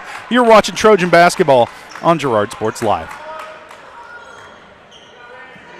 Since 1918, GN Bank has been the heart of our community. Big enough to meet all your banking needs, but small enough to offer that personal touch you deserve. From agricultural loans to home mortgages, GN Bank has the expertise, products, and service to help you thrive. With a pledge to treat others ethically, be adaptable, focus on customers, and invest in the communities they serve, GN Bank is committed to your success. The best place to bank and borrow, GN Bank, where community banking truly comes first. Equal housing lender, member FDIC. Selling equipment can be a hassle. Whether you're needing to replace an old tractor or you're finally getting to retire, the time and energy needed to clean, prep, promote, and sell seems daunting. That's why you need Tyler Jackman and Big Iron Auctions. From one piece to the whole farm, Big Iron Auctions can deliver your items to more than 750,000 registered bidders. Call Tyler Jackman at 620-404-8115 or learn more at BigIronAuctions.com.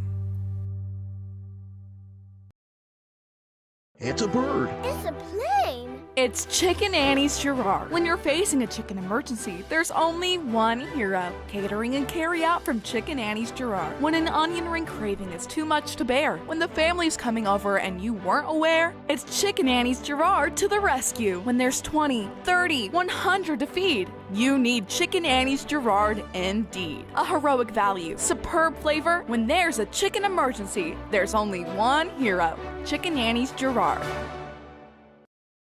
If you're in the market to buy or sell a house, land, or commercial space, look no further than Lehman Realty. Locally owned and operated, Jason Lehman and his staff are ready to meet the needs of every client. When it comes to your listing, you can trust that Lehman Realty will take the time to get to know you and your property. Lehman Realty is a proud supporter of Girard Trojan Athletics. Learn more at www.lehmanrealty.net or call Jason at 620-724-8020. More than just your neighborhood pharmacy, Mathis Drug is your hometown partner in health. With pharmacist Bria Scheibe and an experienced, highly trained staff, Mathis Drug is ready to serve you. And now, Mathis Drug offers comprehensive compounding, which is one of the few pharmacies in Southeast Kansas with this convenient on-site service. From medications to expert advice, call 620-261-9779. Mathis Drug Store, where community and care come together. From the phone call to the service call, Roto-Rooter is there with fast and reliable sewer and drain service. From repair and replacement to septic and grease trap pumping, Roto-Rooter is here for you. With video inspections, Roto-Rooter can identify the exact issue to get the repair done quickly and correctly. Complete sewer line repairs or replacements, Roto-Rooter has you covered. Serving Crawford, Bourbon, and Cherokee counties, Roto-Rooter, 620-231-5630.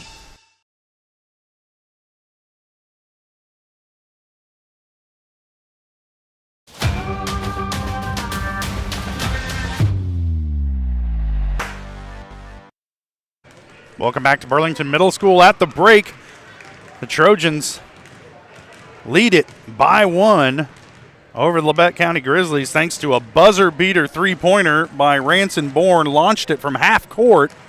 If I was you at home watching on YouTube, I would rewind that, turn the volume way down, rewind that, and check it out. It was a heck of a shot to end the first half to give the Trojans a 1-point lead going into the break. And for a team that struggled shooting so much this season, man, that could be a huge confidence builder, momentum builder of a play by Ranson Bourne. We'll see how the Trojans come out of the locker room in the second half. But as rough as sometimes things went in that first half, the Trojans battled back to take a 1-point lead into the locker room. This is the GN Bank Halftime Show, brought to you by GN Bank, where they've been providing customers with the highest quality financial services in a friendly and personal way for over 100 years. Personal, business, or agricultural needs, turn to GN Bank. Learn more at gn-bank.com. So kind of a rough start for the Trojans. They got into a little bit of a hole, but they were able to make some outside shots in the first half, and so you never really felt like this thing was getting away from them because they were actually getting some of those shots to fall. The problem tonight for the Trojans has been that collapsing defense of Labette County, and every time one of our bigs gets the ball down low, there's 3 or 4 guys trying to strip it away, slap at it, or, create some havoc. And Ben Cullen and Scott Moore have had a hard time getting it going inside tonight. But so far there's been some good outside shooting by Blake Brocobb, Ranson Bourne, and Cam Smith's got a couple to fall as well.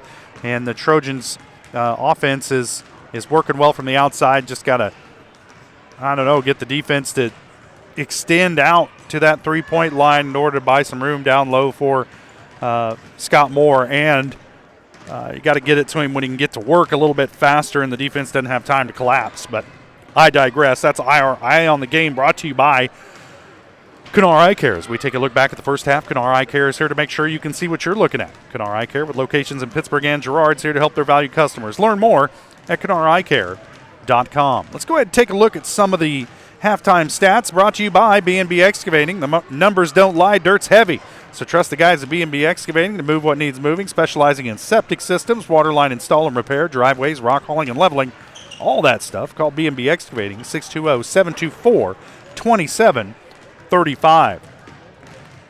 Trojans led in scoring tonight by Ranson Bourne and Blake Brocobb. They have 8 points each, none bigger than Bourne's big three-pointer at the end of the first half to give the Trojans this 1-point lead. Next up, Scott Moore with 7. Cam Smith's got 6. And then Siler Salmons, Ben Cullen, and Levi Blair have a bucket each to round out the scoring for the Girard Trojans. For Labette County, they're led in scoring by Carson Lamb. He's got 12 points, and you look at him out there, and he's kind of a diminutive figure.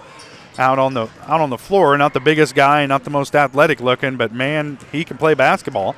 And he's got 12 points. Keegan Bates has 10. Nolan Nash has 7.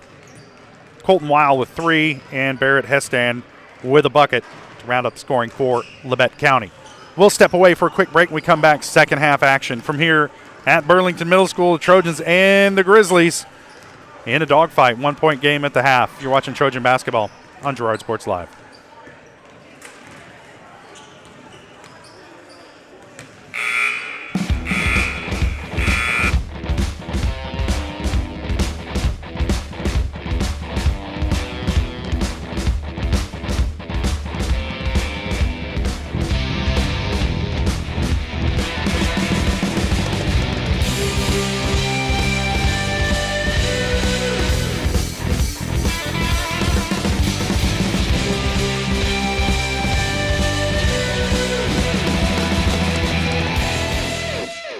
Communicating with current and potential customers is a must in the world of business. Advertising is nothing more than communication and an invitation.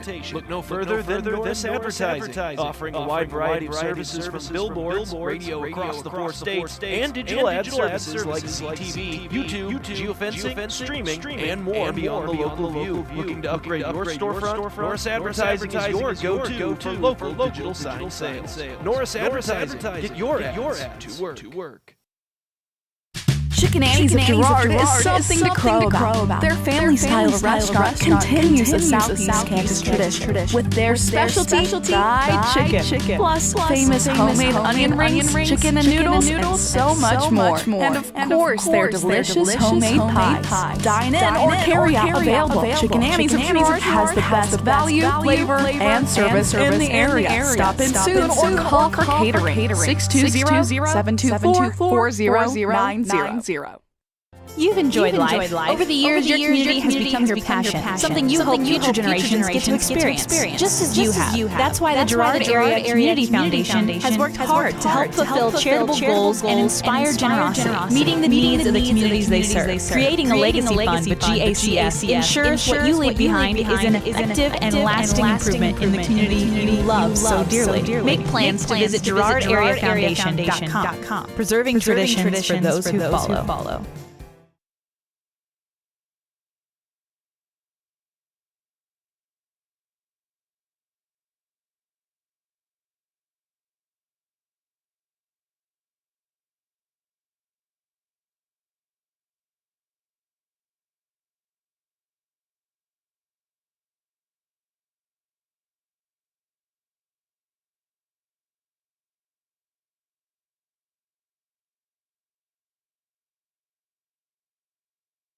Welcome back to Burlington Middle School. At the half, the Trojans leading the Labette County Grizzlies by 1, 35-34. Getting some news scoops from the parents in the stands here. Appreciate it. My side hustle is, well, this. But my other side hustle is publisher of the Morning Sun, so it's good to get that inside info whenever we can. All right, Trojans will have the ball to start the second half. Cam Smith to inbound it, gets it into Ranson Bourne, and we're underway. Trojans leading by 1, 35-34 over the Labette County Grizzlies. Ranson Bourne dribbles in. He's going to pull up for a mid-range jumper. Can't get it to go. Scott Moore tracks down the rebound. Can't get the putback to go, but it's poked away, saved in, and the shot on transition won't go for Keegan Bates. Now the Trojans have a chance to push it. They do, out to Cam Smith, drives into the lane, steps through, he's fouled. And Cam will head to the line and kind of laid it on the line there, paid for it. But he earned himself a trip to the stripe. Who'd they whistle this one on? I think they got this one on Barrett Hestan. That's Barrett's third. And now Smith at the line to shoot 2. First one's good.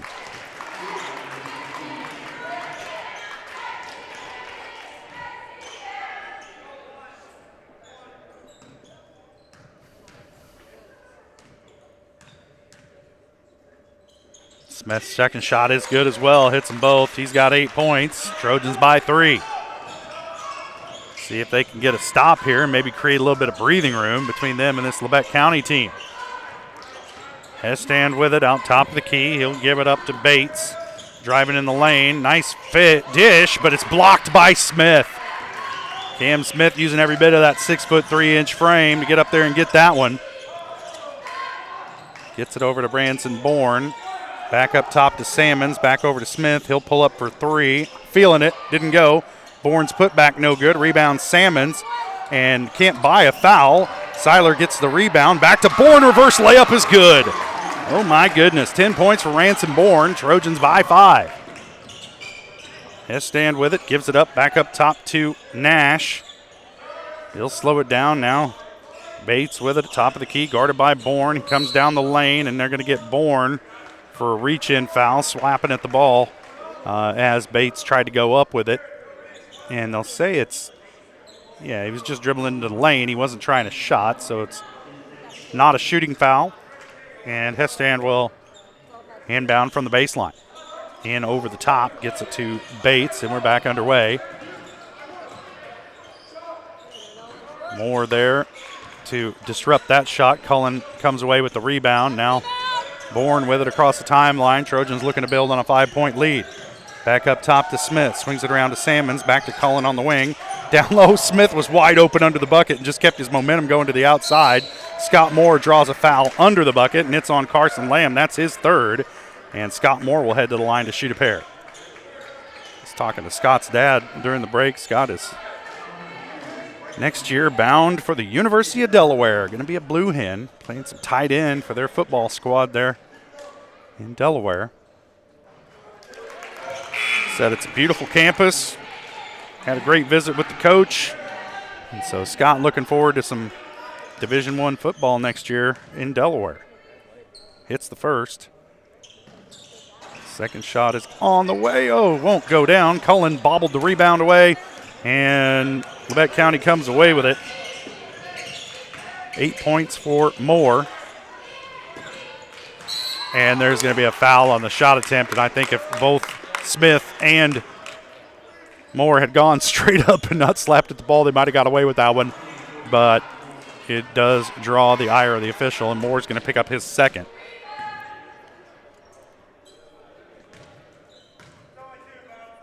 Hestand at the free throw line. Shot on the way. Rattles around, and it's good. 3 points for Hestand, trying to make it 4.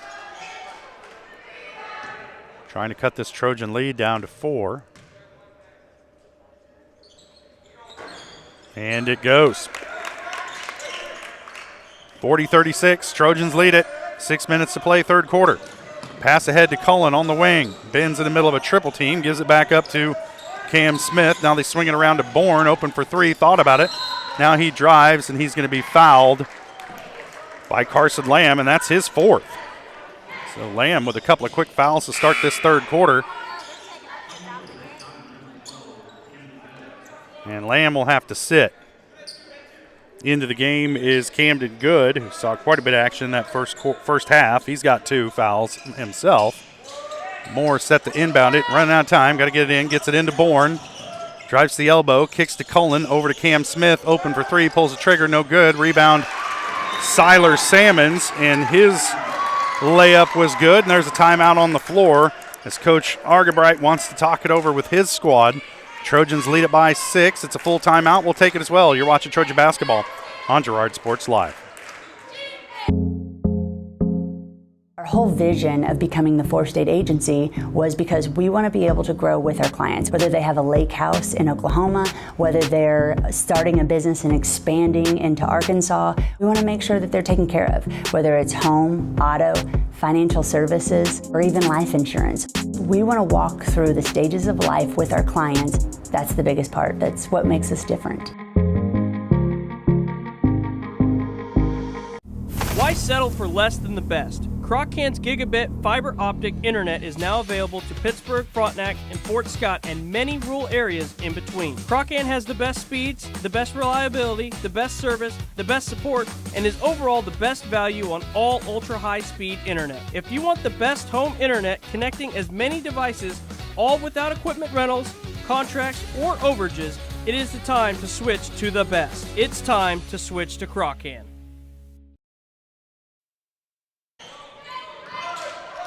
Grizzlies with the ball coming out of the timeout. Trojans by 6. Girard playing looks like a 3-2 zone. I'm not entirely sure. Throwing a little bit of junk at him here maybe. And this is Nash into the lane over Moore and gets a little teardrop to fall. He's got 9 points. And that's the first bucket for Labette County here in this third quarter.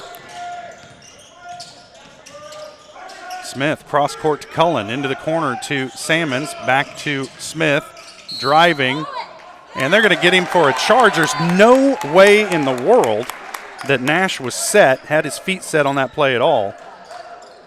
And Nash comes up with a little bit of a limp there. Looks like he's going to be able to walk it off, and that's good news for Labette County. But there's no way that he had his feet set, and Cam Smith whistled for the personal. That's his first. Now the Trojans need a stop here as Labette County's cut the lead down to 4. Here comes Nash. Looks like that ankle's doing okay. Kicks it out to Bates. Working against Bourne. Got away with a bit of a carry there. Steps back. Shot on the way. No good. Rebound. Ranson Bourne. And they're going to whistle the foul on Colton Weil. That's his first.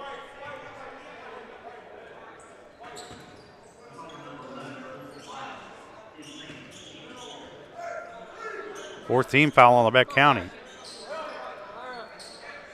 And they're going to apply some full court pressure here to the Trojans. Let's see if Girard's got a plan to beat it. Did Coach Westcott call a timeout? Oh, no. Got an untied shoe, an equipment issue out there on the floor. Colton Miles got his shoe tied. Now we're back at it. Moore gets it on the inbound, middle of the floor to Cam Smith, gets it across the timeline. Now the Trojans set up the half court. Back up top to Ben Cullen. Out to Ranson Bourne on the wing. Scott Moore at the elbow. Back to Bourne. Thought better about the drive there. Gives it up to Salmons, who drives baseline. A little floater is good. 6 points for Siler Salmons. Trojans by 6. Give it up. Here's Bates with it. A little shot from the elbow, rolls off, no good. Rebound, Salmons.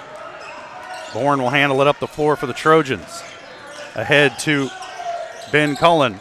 Over to Cam Smith, top of the key. Slings it to Salmons at the wing. Salmons will put it on the floor, dribbles the middle of the court, now kicks it to Cullen, around to Smith in front of Coach Westcott. Back up top to Ranson Bourne. They'll call the play in and reset the half court. 3:47 to play. Trojans by 6. Oh, Cam Smith trying to get it down low to Siler Salmons. Pass just off the mark.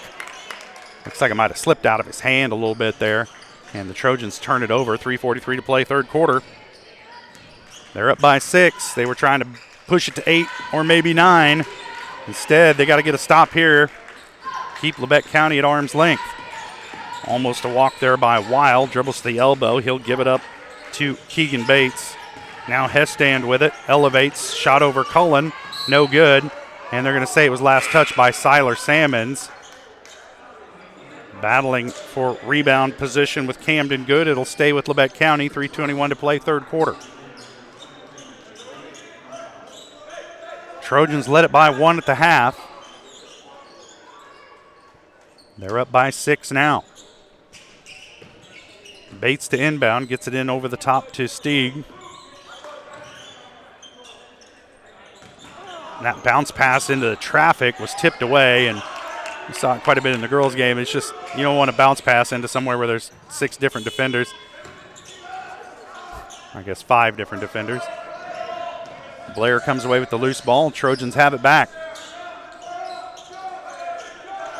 Now Brocob with it on the wing, gets it down low to Cam Smith, working on the blocks, gives it up to Scott Moore, right in front of the bucket, can't get it to go, can't get the putback to go, and that's 2 shots within a foot that the Trojans missed once again, and they're just having a heck of a time under the bucket tonight. It's like they get the ball down low and the lid's on the basket. Stieg open for 3, and he hits. First bucket of the night for Jeff Stieg, and it cuts the Trojan lead to 3. Nobody picks up Cam Smith. He'll pull the trigger on a 3. No good. Stieg with the rebound. Somebody pick him up this time. And they throw it ahead to Colton Weil. He's fouled. And he'll head to the line. I bet they're going to whistle Levi Blair with this one. Nope. I got Cam Smith with it. That's what I get for betting. That's why I don't gamble. That's 2 on Smith, 4 team foul on Trojans. Both teams with 4 team fouls. Weil at the line. He's got 3 points. Misses the first one off to the left.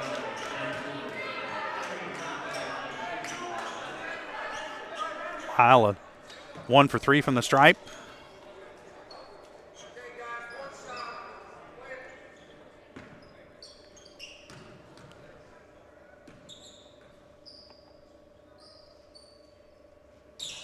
Wile's second shot off the mark. Rebound tipped around, and Levi Blair comes away with it for the Trojans. Cam Smith handling it up the floor. Back to Blair, now to Ranson Bourne, top of the key. Kicks it over to Brocobb. Back to Blair, now back to Bourne.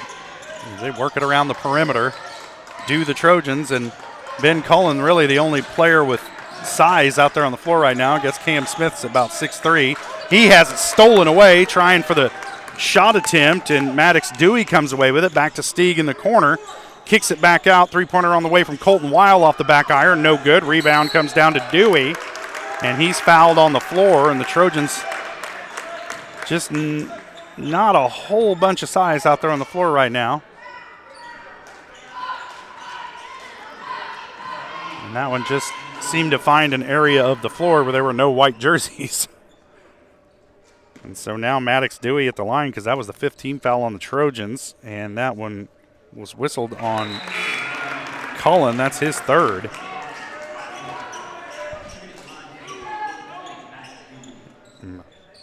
Makes the first.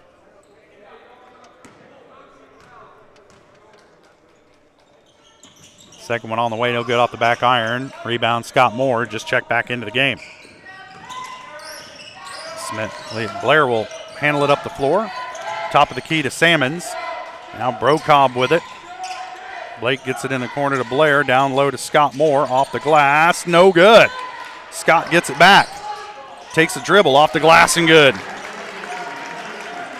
10 points for Scott Moore. Trojans back up by 4. 1:15 to play, 3rd quarter. Need to stop, need to stop, need to stop. Oh, dodged a bullet there, did the Grizzlies. It went off the side of Nash's foot. Stieg with it. Stieg has it taken away by Brocobb. Blake Brocobb getting in there with the hands, stripping that one away. Back over to Salmons, right in front of the Trojan bench. Down low to Scott Moore. Turnaround, no good.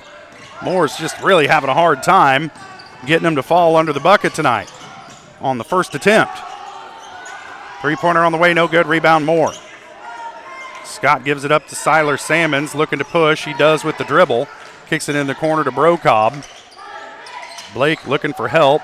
Tries to dribble out of trouble. Now gives it up to Ranson Bourne. Top of the key to Salmons. We're under 30 seconds to play, 3rd quarter. Stieg comes all the way out to the logo to guard Ranson Bourne, and I don't blame him. Now down to 15 and counting. Bourne's holding. Now he'll start with the dribble. Third into the corner. Brocobb open for 3. No good. Rebound comes down to Bates, and now the Trojans got to get back transition defense. And it's stripped away, and that'll do it for the end of the 3rd quarter. Trojans lead it 46-42, but this one is still in doubt. We'll take a quick break. We'll be back with the final quarter of action from here in Burlington. You're watching Trojan basketball on Girard Sports Live.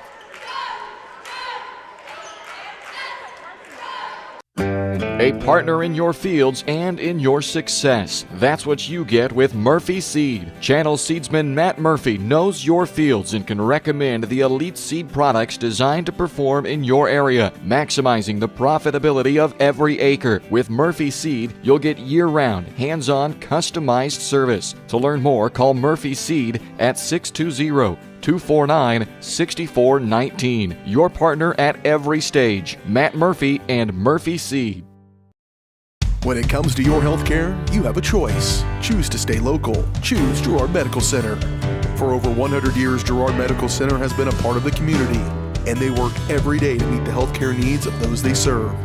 With 6 locations in southeast Kansas and an ever-expanding list of inpatient and outpatient services, you just don't have to travel anymore to get quality cutting-edge care, including many services you won't find elsewhere. Proud to serve Girard and the surrounding area. Learn more at girardmedicalcenter.com.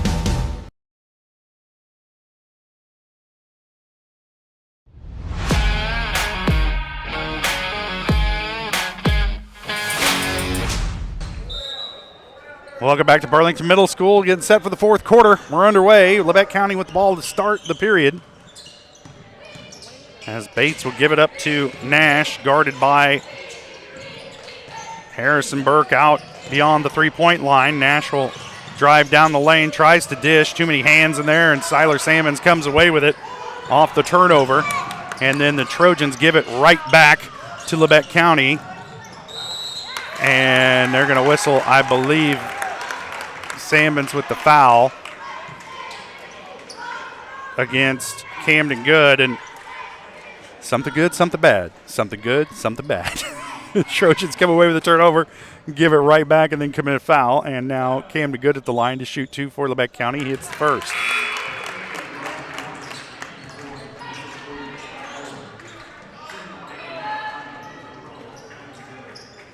And now Burke and Levi Blair will sit. Scott Moore and Ransom Bourne back in for the Trojans. Good hits them both.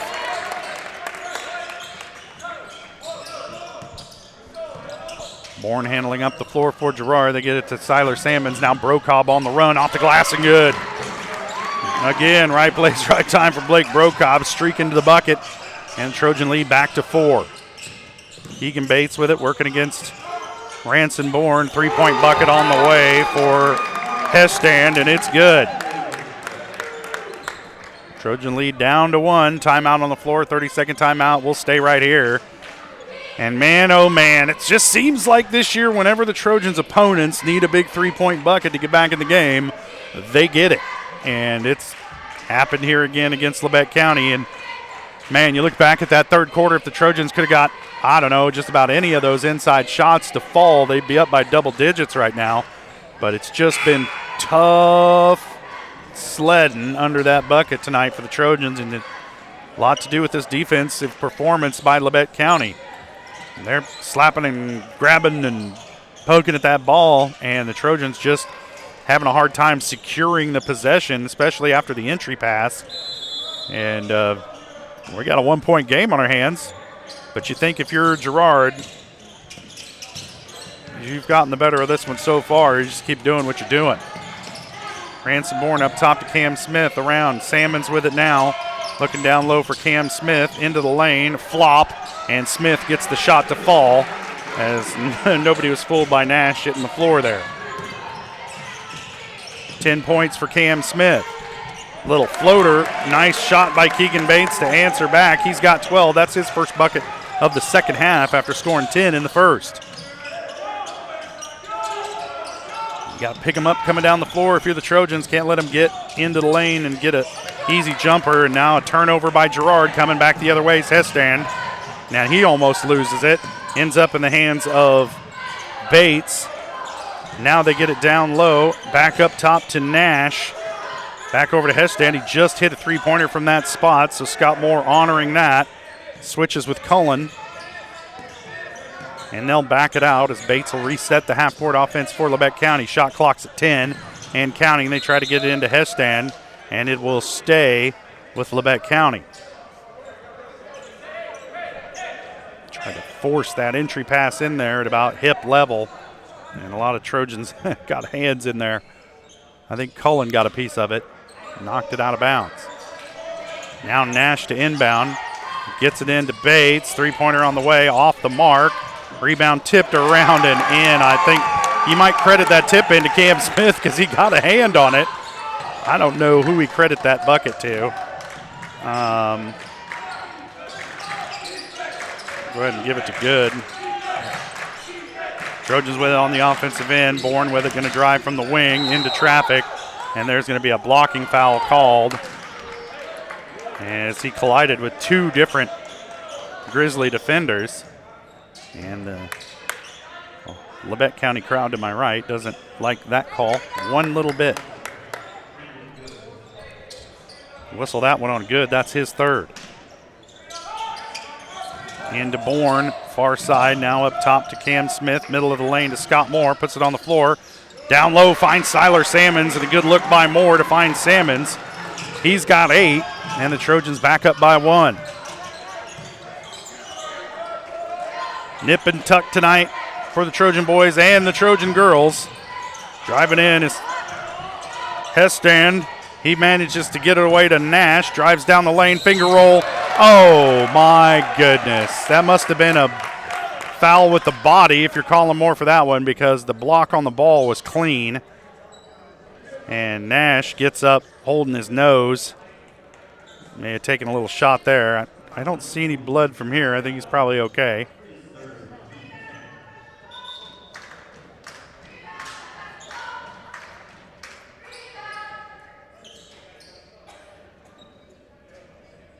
Now we're going to have a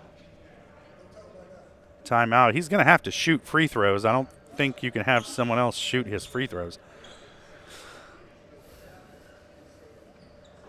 Need a good boxing trainer, the best cut man in the business. We got him back out there. Nash at the line to shoot a pair. Trojans leading by 1 for the moment, as Nash misses the front end.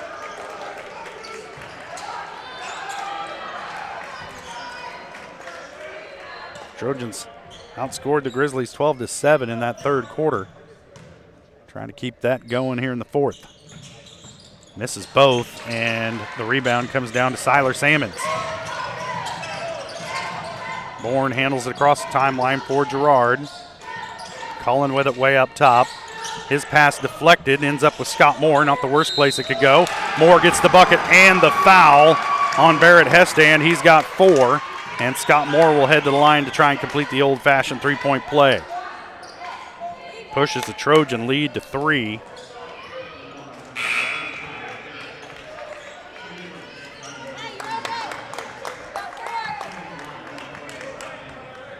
Maddox Dewey will sit, and they bring Carson Lamb back into the game, does Labette County.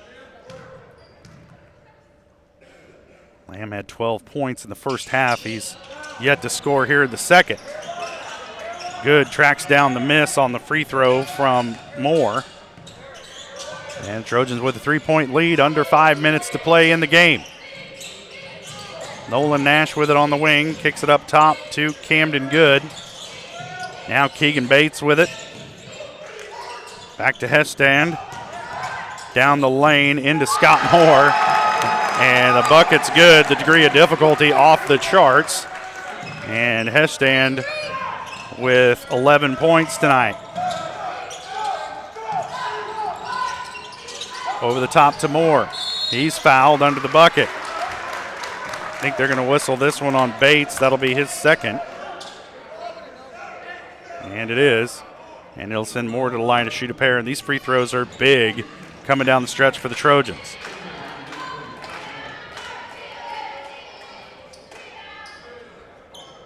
Moore 4 of 7 from the line tonight.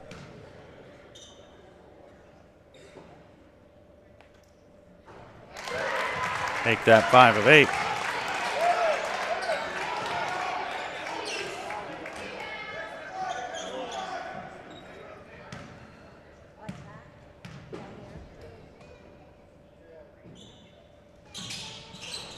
Moore's second shot off the mark, and they're going to whistle Cam Smith for a foul, trying to poke the ball away.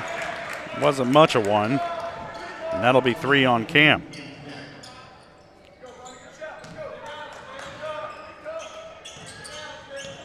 Keegan Bates will handle the ball up the floor for Labette County. Trojans lead it by a pair. Back to Bates, dishes to Nash, open for 3, and he drains it. And you can't leave the shooter open at the three-point line. Trojans did right there, and they paid the price. Now Labette County with the 1-point lead. Under 4 minutes to play.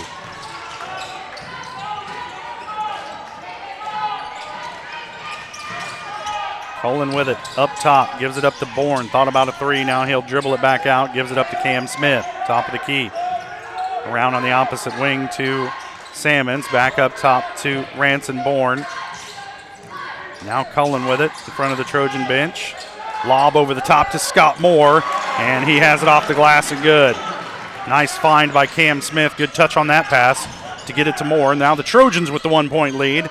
As another lead change takes place.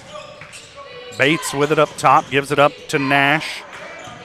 Moore steps out to pick him up. Nash has it poked away by Cam Smith, and the Trojans will end up with it after some batting around. And a 30-second timeout called by Coach Westcott. We'll stay right here. Man, rock'em sock'em action here in this fourth quarter, and both teams giving it as good as they're getting it. Trojans right now hanging on to the slimmest of leads, 57-56 over the Grizzlies. And it seems like a couple of clutch outside shots here and there, the only thing keeping Labette County in this game. Trojans have done a much better job taking care of the basketball here in this second half. Labette County got a couple of runouts in the first half that really kept them in the game in the first half, and it's been the outside shots here in the second half.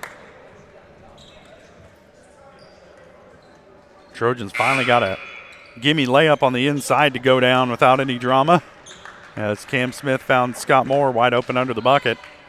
Now Smith will inbound. Trojans will have it coming out of the timeout. Under 3 minutes to play in the game. Ranson Bourne with it. Over to Cullen on the wing in front of the Trojan bench. Gets it to Smith. Down low again for Moore off the glass and good. Scott Moore's got 7 points in this fourth quarter. 17 points for the night. Nolan Nash with it. 2.5. Kicks it over to Bates. Working against Bourne. He'll put it on the floor. Spins into the lane. Shot on the way is good. And Labette County, it's like they're looking for the degree of difficulty on their shots tonight. But they're getting them to fall. It's the circus is in town tonight. And the Trojan lead back down to 1. We got a timeout on the floor. It's a full timeout. We'll take it as well. 1-point game coming down to the wire when we come back. You're watching Trojan basketball on Girard Sports Live. Hello, Four States. This is Jay Hatfield with Jay Hatfield Motorsports. We've been serving the Four States area with motorcycles, ATVs, and side-by-sides, plus offering you parts and service since 2005. We have 2 convenient locations, Pittsburgh and Joplin, selling quality brands such as Polaris, Kawasaki, Yamaha, Can-Am, and Suzuki. Jay Hatfield has a huge inventory available for immediate delivery. We offer financing options and an extensive selection of accessories. Most important, we're making deals. Come in and get your fun started today at Jay Hatfield Motorsports in Pittsburgh or Joplin. You've heard go big or go home. At Big Iron Auctions, you can go big from home. With thousands of pieces of equipment, active auctions, bidding at your convenience, and an easy-to-use site, BigIronAuctions.com can help you grow big. Call Tyler Jackman at 620-404-8115 to see how Big Iron Auctions can help grow your operation. Bid now, list now at BigIronAuctions.com.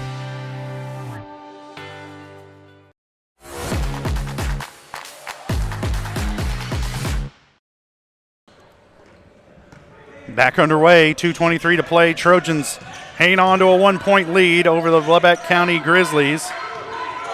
And able to get Scott Moore going finally here in this fourth quarter. Bourne thought about a 3. Now he'll back it out. Trojans don't need to get in a hurry. Cam Smith with it into the corner to Cullen, trying to get it to Moore down low. Scott battles for it, gets it. And he never had possession of it. You can't call traveling if somebody doesn't have possession of the ball. But Moore whistled for it there, and the Trojans turn it over. And just the Labette County defense doing a good job denying those entry passes to Moore, making it difficult on him. And that one ended up in a travel call. You can have your own opinion about that. Nash with it outside. Moore steps out to guard him. You know he wants to shoot it. Drives into the lane. Oh, I don't know how that wasn't a walk. Gets rid of it. And now Maddox Dewey with it. Gives it up to Keegan Bates.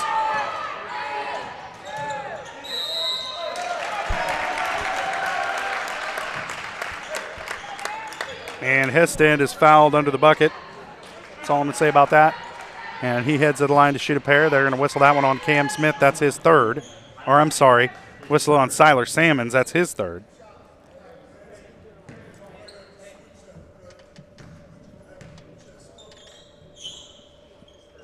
First shot off the front iron, no good.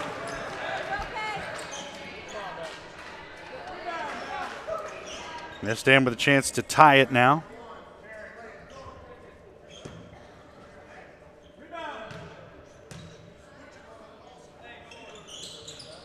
Second shot is good. Tied at 59, a minute 26 to play. It's been that kind of day for Girard basketball teams. Now, Cullen with it on the wing, being guarded very closely. Kicks it over to Cam Smith on the opposite wing. Now back up top to Siler Salmons as the Trojans try to limit the number of possessions left in this game. They're going to try and use a lot of the shot clock. Cullen with it. A lot of contact, but Ben gets it to go off the glass. No whistle. Why would there be? 4 points for Cullen. Trojans back up by 2.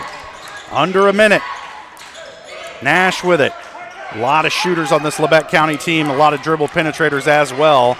Trojan defense is going to have to be outstanding right here. And if you're Ranson-Bourne, don't lose Carson Lamb over there in that corner. Nash with it up top. Now they got guys cutting around. Open shot. A lot of contact. Moore comes down with the rebound. Ahead to Ben Cullen, who is fouled on the far side by Maddox Dewey. That's Dewey's first. And the Trojans will inbound from in front of the scorer's table over there on the opposite side.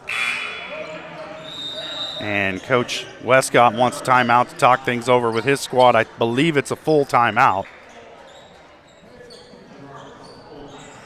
And we'll take a quick break. Trojans leading by 2. 22.6 left to play. We'll finish it up when we come back. You're watching Trojan basketball on Girard Sports Live.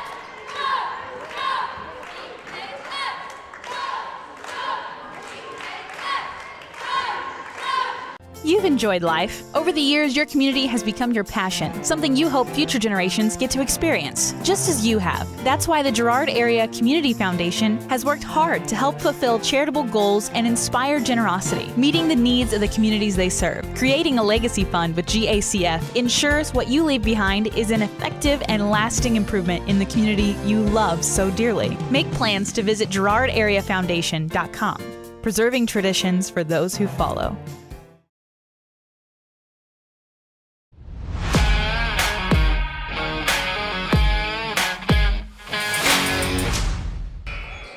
Welcome back to Burlington Middle School. Trojans hanging on to a 2-point lead, 22.6 left to play in this one. It'll be Trojan ball coming out of the timeout.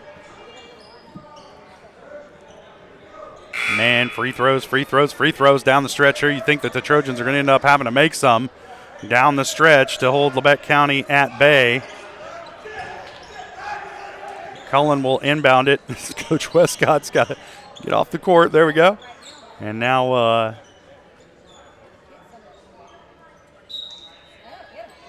Cullen to throw it in. Over the top to Cam Smith in the backcourt, and he's fouled by Jeff Stieg. That's his first.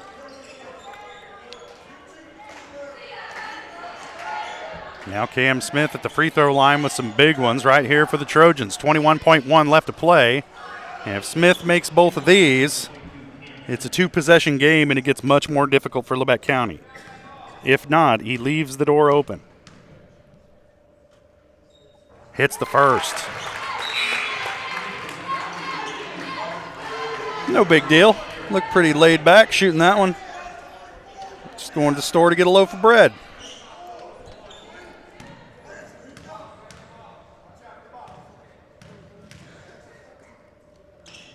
Second one on the way, rattles in, and the Trojans lead it by 4. Now here comes Bates the other way for Labette County. Got to get a quick shot. It's launched by Dewey, and he drains the 3 with 13.8, because of course he does. You guys got 1 point all night, drains a 3 with 13.8 left to play in the fourth quarter. Got a 1-point game. It'll be Trojan ball coming out of this timeout. I believe it's a full timeout.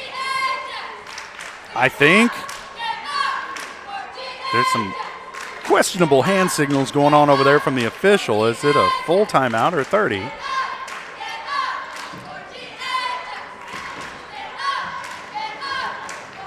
And again, if you're the Trojans, you probably want to get the ball into Cam Smith's hands and force a foul and let him go to the free throw line.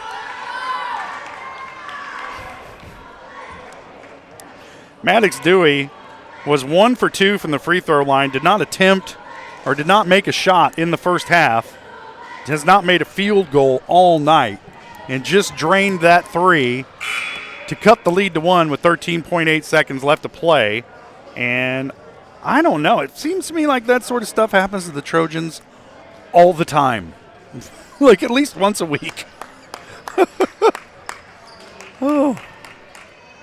Well, we want to keep it interesting. We don't want you to tune out thinking it's going to be an easy win. We'll keep you right down to the wire. 63-62 Trojans, 13.8 left to play. Girard will have to go the length of the floor.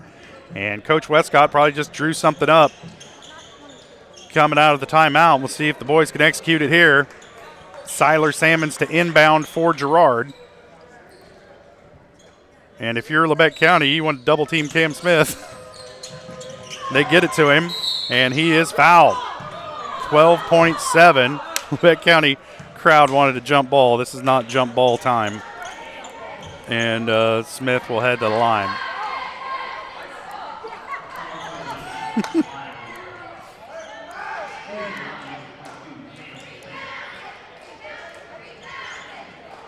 Maybe the Girard crowd wanted a flagrant foul, but nobody got what they wanted. Smith to the line to shoot a pair. First one on the way, good. Big free throws down the stretch for Cam Smith. Now the lead is 2.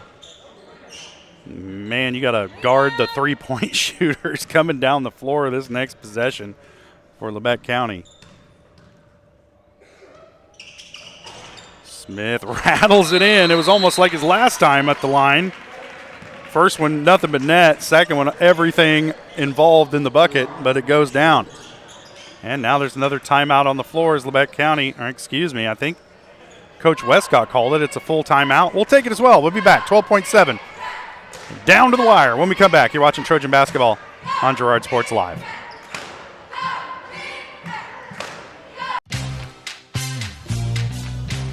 Tries to make something out of nothing. The Trojans all over him. It's going to be a big loss on the play. A Trojan sack means $1 short stacks at Eastside Cafe. Kick off your day with a hearty breakfast or take that midday break at Eastside Cafe. And this fall, when the Trojans get a sack, you get $1 short stacks the next day. Eastside Cafe, a favorite of the 4 states winner. Go Trojans from Eastside Cafe.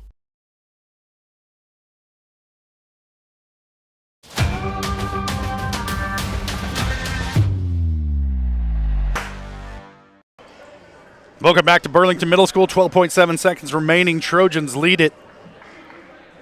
Oh, there's somebody standing in front of my scoreboard camera. Trojans lead at 65-62. You'll just have to take my word for it.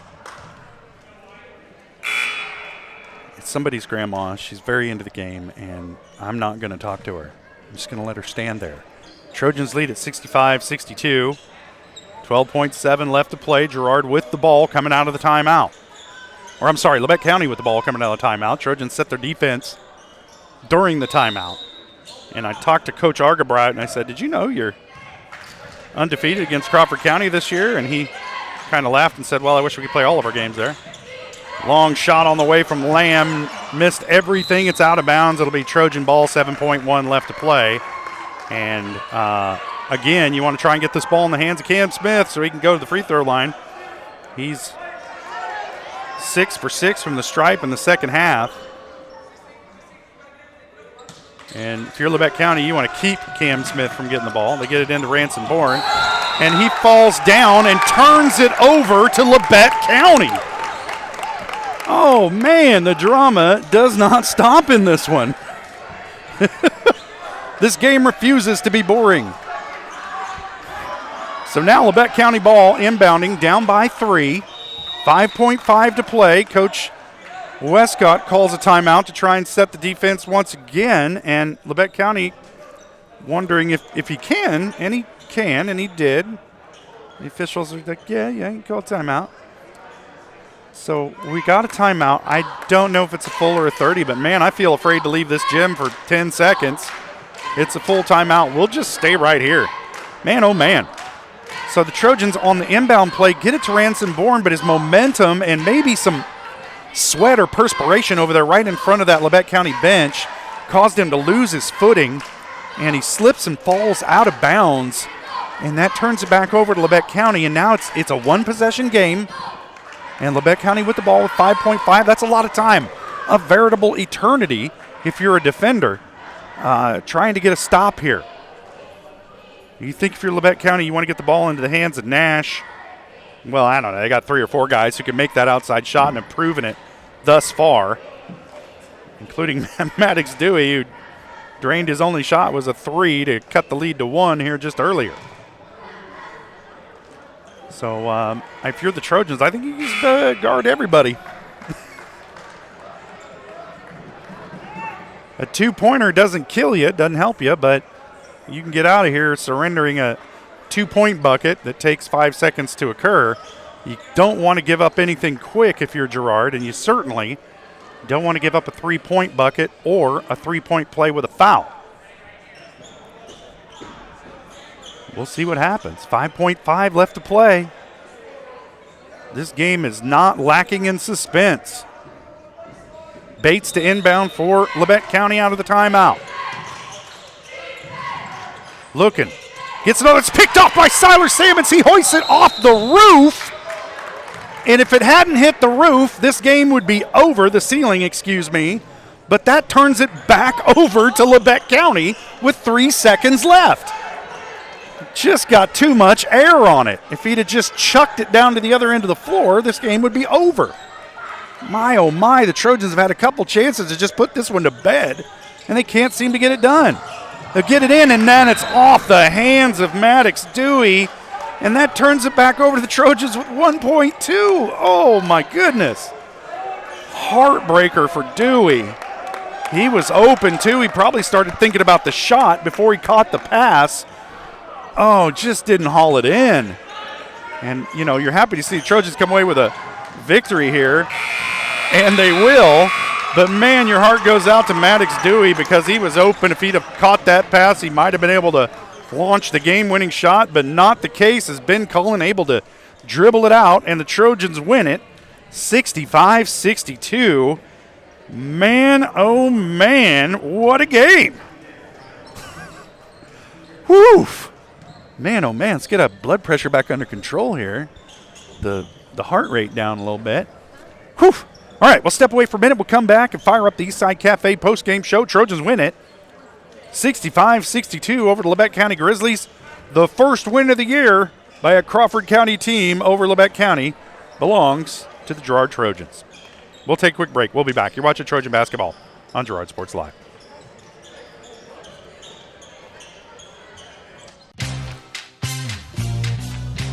Tries to make something out of nothing. The Trojans all over him. It's going to be a big loss on the play. A Trojan sack means $1 short stacks at Eastside Cafe. Kick off your day with a hearty breakfast or take that midday break at Eastside Cafe. And this fall, when the Trojans get a sack, you get $1 short stacks the next day. Eastside Cafe, a favorite of the 4 states winner. Go Trojans from Eastside Cafe. Hello, 4 States. This is Jay Hatfield with the Jay Hatfield Auto Group. We've been serving the 4 States area for over 29 years, and we now have 6 locations which offer Chevrolet, GMC, Ford, and Chrysler Dodge Jeep Ram. Each of our locations is operated by a Jay Hatfield family member or managing partner. At Jay Hatfield, we're here to earn your business and trust. We have approximately 300 pre-owned and 300 new vehicles in stock or on their way, and we're making deals. Come see us at Jay Hatfield location today and let us make you part of the Jay Hatfield family. The first one here is a 2017 Ford Focus with only 21,000 miles. That one's not for sale though. I'm going to probably keep that one. Hi, my name's Eddie. 2000 Chevy Malibu with only 13,000 miles, but I might hang on to that one too. So let me show you the next one.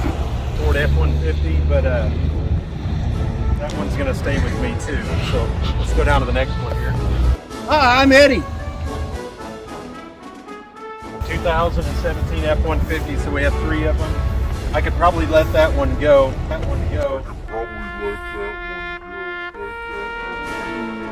Hi, my name's Eddie. 2015 Ford Transit Cargo. I'm going to keep that one because I have to move here soon. But the rest of them, you're welcome to come out and look at. And I think you'd like a lot of them. We appreciate your business. Farmers Bank is a proud supporter of Girard schools. For generations, Farmers Bank has worked with local leaders, businesses, and residents to help shape the future of Southeast Kansas. Farmers Bank is proud to have helped with the growth and development of the communities we serve. As partners in business and friends in life, Farmers Bank is looking forward to a brighter tomorrow. Farmers Bank, with locations in Hepler, Walnut, St. Paul, and Girard. Equal housing lender, member FDIC. Producers Cooperative Association is the area leader in providing quality agricultural products, services, and markets. PCA has what you need to maximize your operation with a full-service agronomy department, grain origination, handling and storage, bulk fuels and lubricants, propane, a jam-packed farm store, and livestock feeds in bulk or bagged. PCA is proud to call Girard home and to support Trojan athletics. Stop by or see more online at pcacoop.com.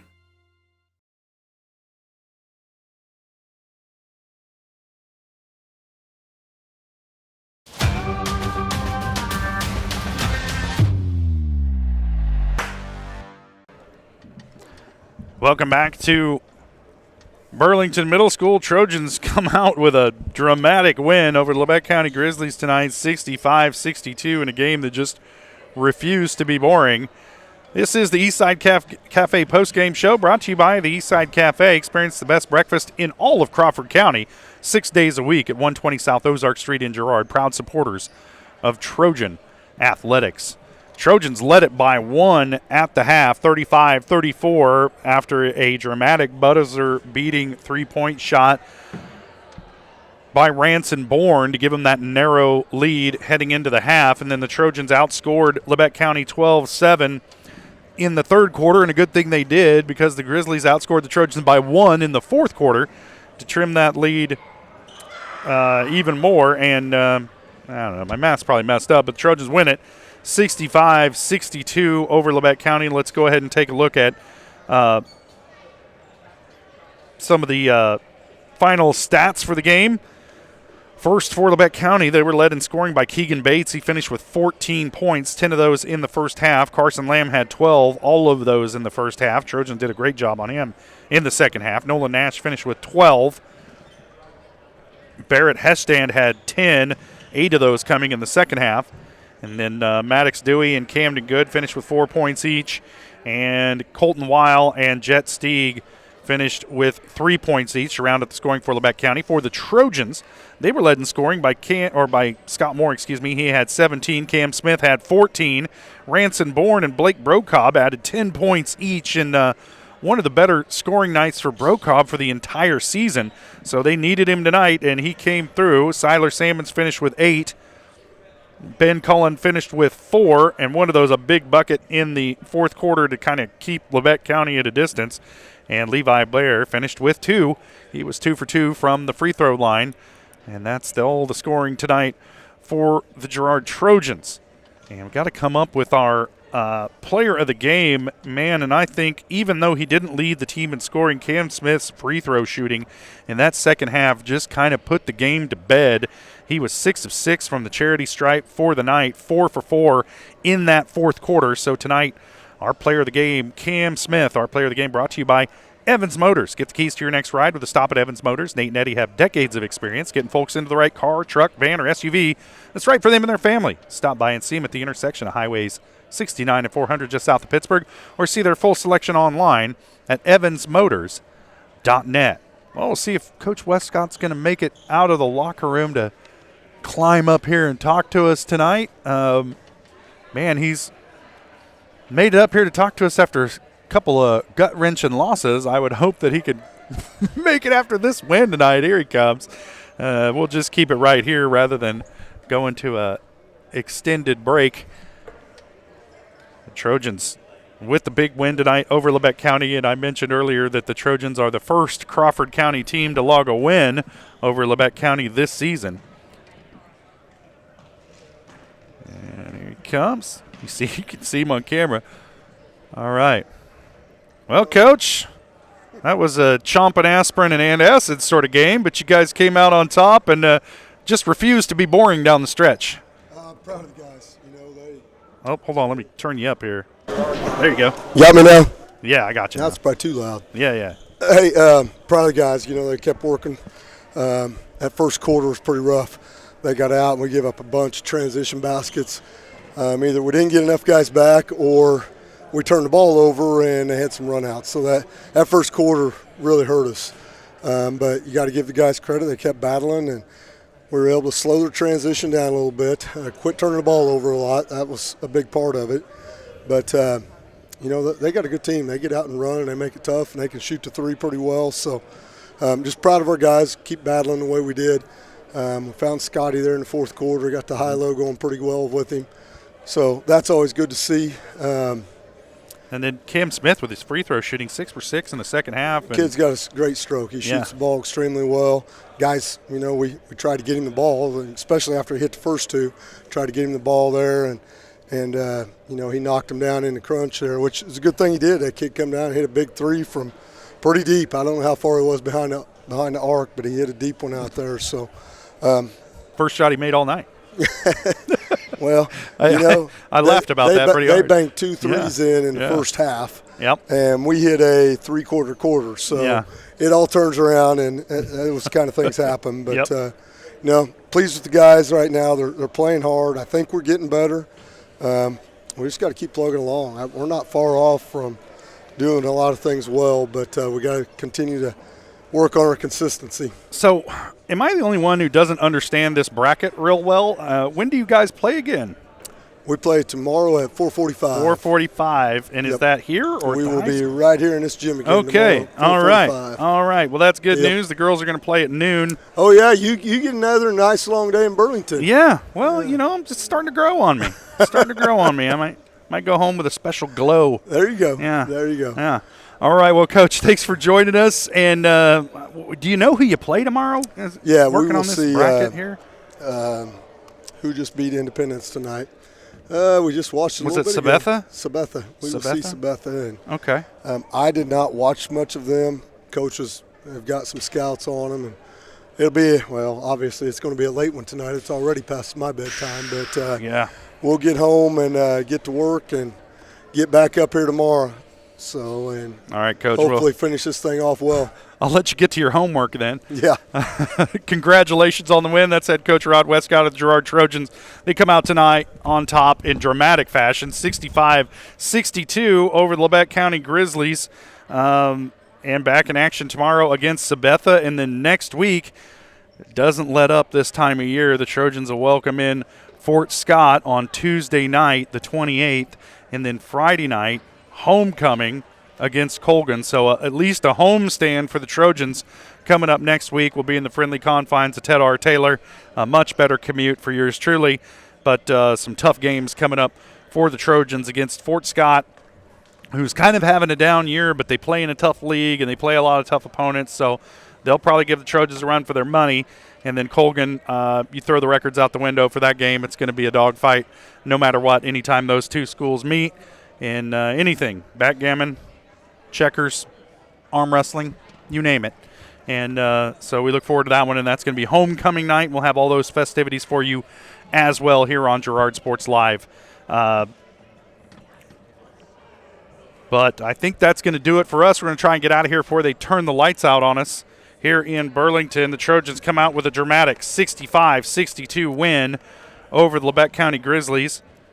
Trojans improve to 4-6 on the season. Labette County falls to 4-6. And back in action tomorrow against Sabetha at 4:45 in the afternoon. The girls are going to play at noon somewhere and we'll figure it out. We'll have that for you tomorrow on Girard Sports Live. For my beautiful wife, Jenny, I'm Josh Lettner saying thanks for joining us. You've been watching Trojan Basketball on Girard Sports Live.